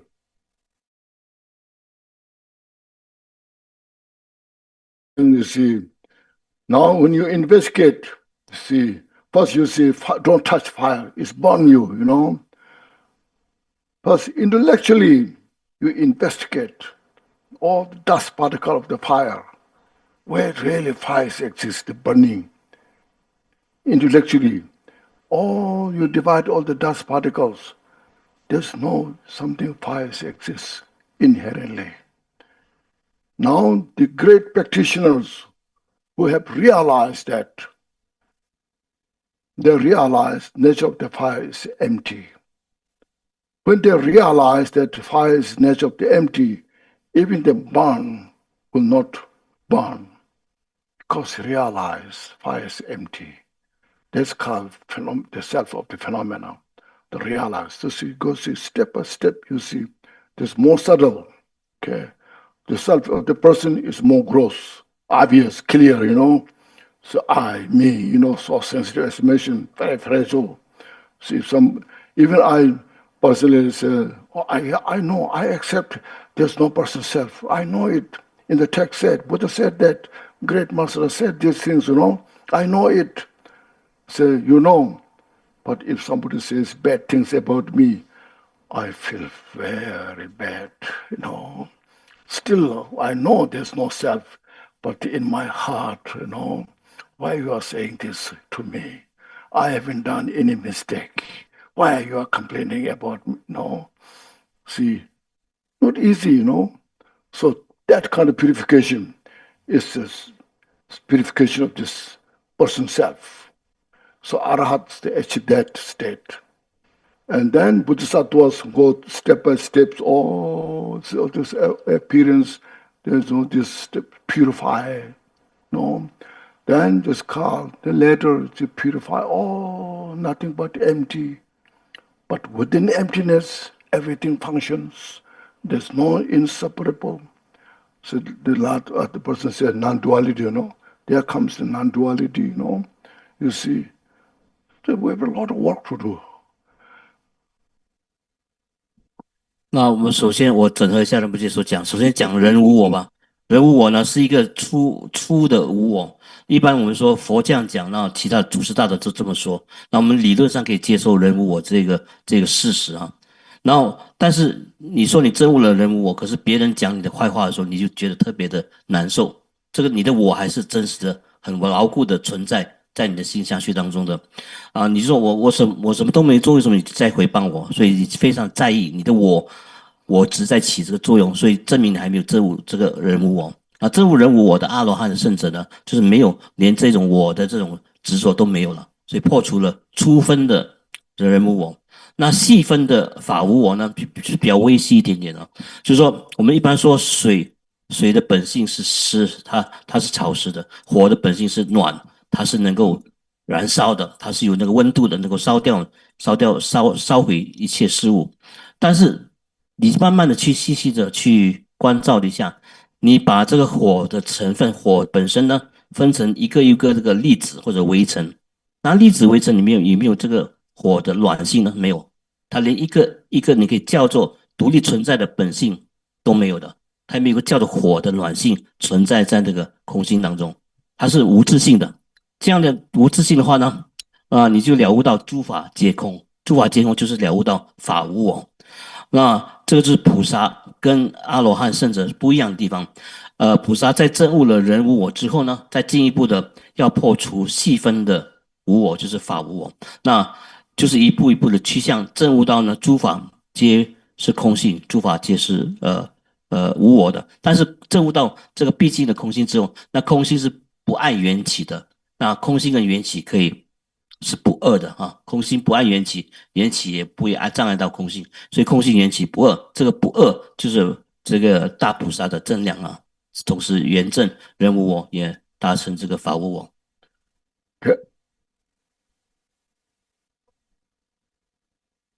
No self, no cause, no result.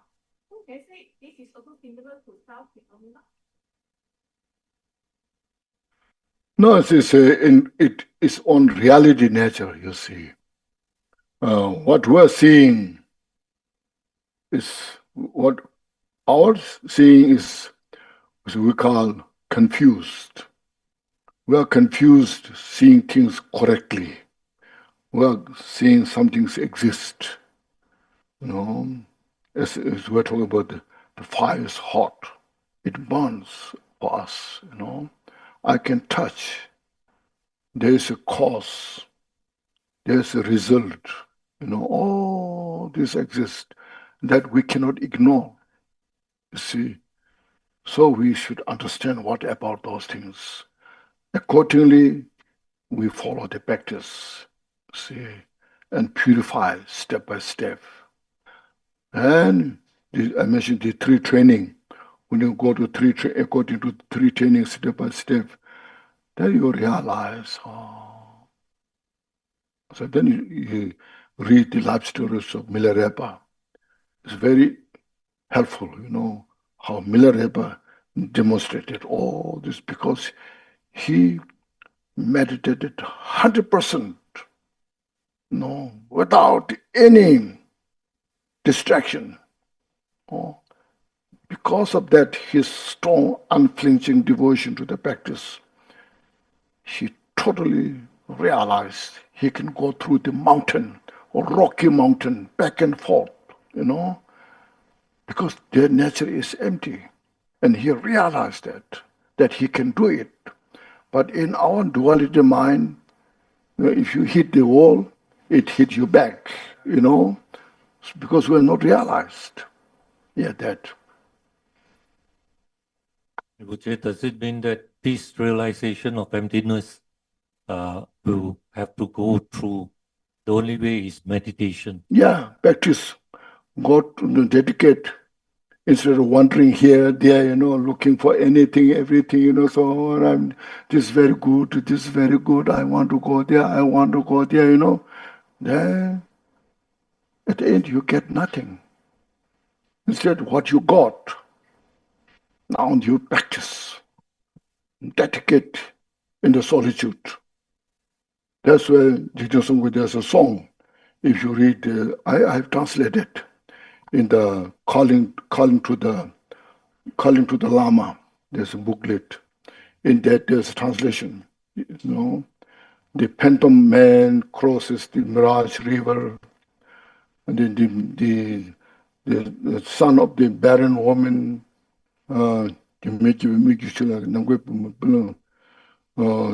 they playing the Gandharvas, you know, music, and the call.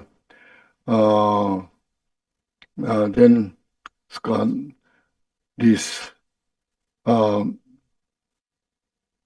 The space, the sky lotus is sipped by the dream bees. So the unexperienced scholars say in the business will realize, you know. So inexperienced individuals say realize. This inexperienced person say these things. these things are not possible. You know, how the dream bee can sip the honey of the sky lotus. He said, no. So he said, I remain in the solitude. You know, and then with the solitude, as I mentioned before, then you achieve the meditation of the clarity, bliss, non-conceptual thoughts. Then from there you realize all the enlightened qualities. So here it's translated in this book, if you read here. One more question. If you say the true meditation, is it only sitting meditation, or if he's not sitting meditation through contemplation, does it mean that he can realize it through contemplation of this? Contemplation or sitting meditation, contemplation, whatever, you have to achieve the samadhi. Samadhi. So you see, first in a desire wall, that's called one-pointed karma abiding meditation in desire wall. Then you cross that, the first samadhi in the home wall. Then samadhi, second, third, fourth. So you just try to achieve at least the first, second, third, And then when you have those as a good foundation, then you can kindle the special insight.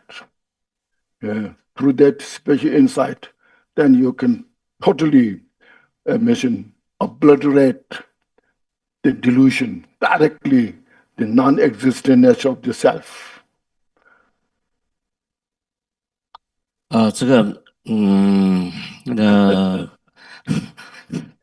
世俗地来说呢，人们就说我们必须说，我们以为这个法是实有的，这是一种世俗的妄见。比如说火能够烧，它有这个燃烧的这个本性，它在因果方面、世俗地方面是存在的，但是它是假有的存在，不是真有的这个空性的这个存在。所以世俗假名而言呢，就世俗地而言呢，火是能够有燃烧的这个本性存在的。所以这样的我们了解世俗地之后呢，要趋入这个圣义地的境界的话，我们就要三学戒定慧三学的修正，那一步一步的，然后到最后呢，就100%的证悟到所谓的法无我。所以先证悟人无我，然后最后证悟法无我，然后了解到火不再只是火的毕竟的本性呢，不是能够燃烧，它是空性的，它是没有一个本质，没有一个究竟的我的本质存在的。像这样，比如说密日巴的正量，他已经达证了人无我跟法无我，所以他穿墙过壁是没有问题的。他这个穿越石头、穿越山，他是没有，因为他证悟的诸法跟他是没有障碍的啊。缘起不碍性空，性空不带缘起，所以他可以展现他的大神通。所以就是正量的现前的这个一个例子啊，一个举证吧。所以然后师父就问说，到底是不是要唯有禅修才能够达成这样的一个禅修这个法门这个途径才能够达成这样的一个人无我跟法无我呢？人们就说是禅修也好，观修也好，那要专心一心不乱的一门深入，然后呢独修闭关，认真的独修一门深入，然后把功德回向给五戒回向。那吉田松贡所写的这个遥呼上师的祈祷文呢，人们就把翻译成英文呢，就在桌子上面呢也有说明这样的东西哈，真悟诸法皆空，然后扬焰如这紧达婆的音乐等等这些，然后最后达成这个明空不二或者乐空不二的境界，是唯有不管是打坐还是观修，一定要有一定的禅定的功夫，三摩地才能够证悟人无我跟这个法无我。Okay, now next week we'll complete this text. It's a small booklet. It's coming practice of loving kindness, compassion, bodhicitta. We go through step by step, and also brief about Vajrayana, and then follows the Mahamudra. So there are few small pages there, so we'll go through that. So far, I think we went well. All the steps you see, these are so important, 到目前为止，我们讲修学的次第还是非常的清楚，而且还是非常顺畅的。那下期我们讲到慈心观的修持，然后悲观的慈心观悲心观，然后进入这个菩提心，然后再讲继续讲这个密续的修法，还有包括最后的大手印的这个精要都会讲到。Dedication, page 39, the Red prayer books. Dedication composed by Lord Jigten Sumgön. Glorious, holy, venerable, precious, kind, root, and lineage lamas, divine assemblies of yidams and assemblies of Buddhas, bodhisattvas, viras, and virayinis, yogini and dakini dwelling in the 10th direction. Please hear my prayer. May all the virtues collected in the 3 times by myself and all in samsara and nirvana, and the innate root of virtue, not result in the 8 worldly concern, the 4 causes of samsara, or ripen as the state of a Sharavaka or Pratika Buddha.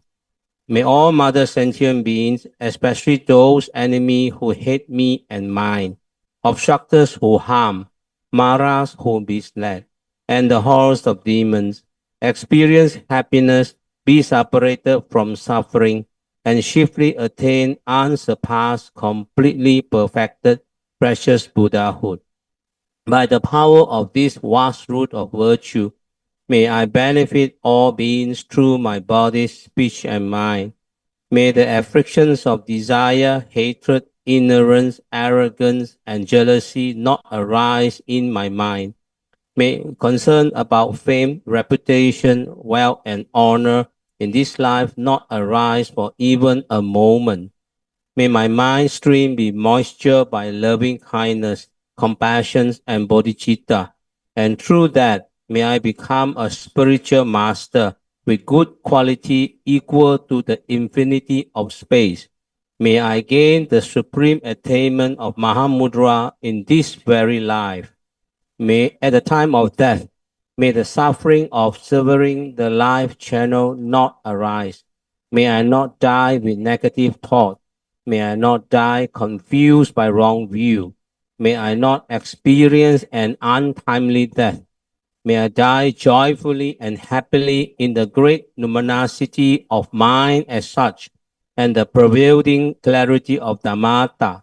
May I, in any case, gain the supreme attainment of Mahamudra at the time of death or in the bardo. Thank you, Rinpoche. 谢谢大家。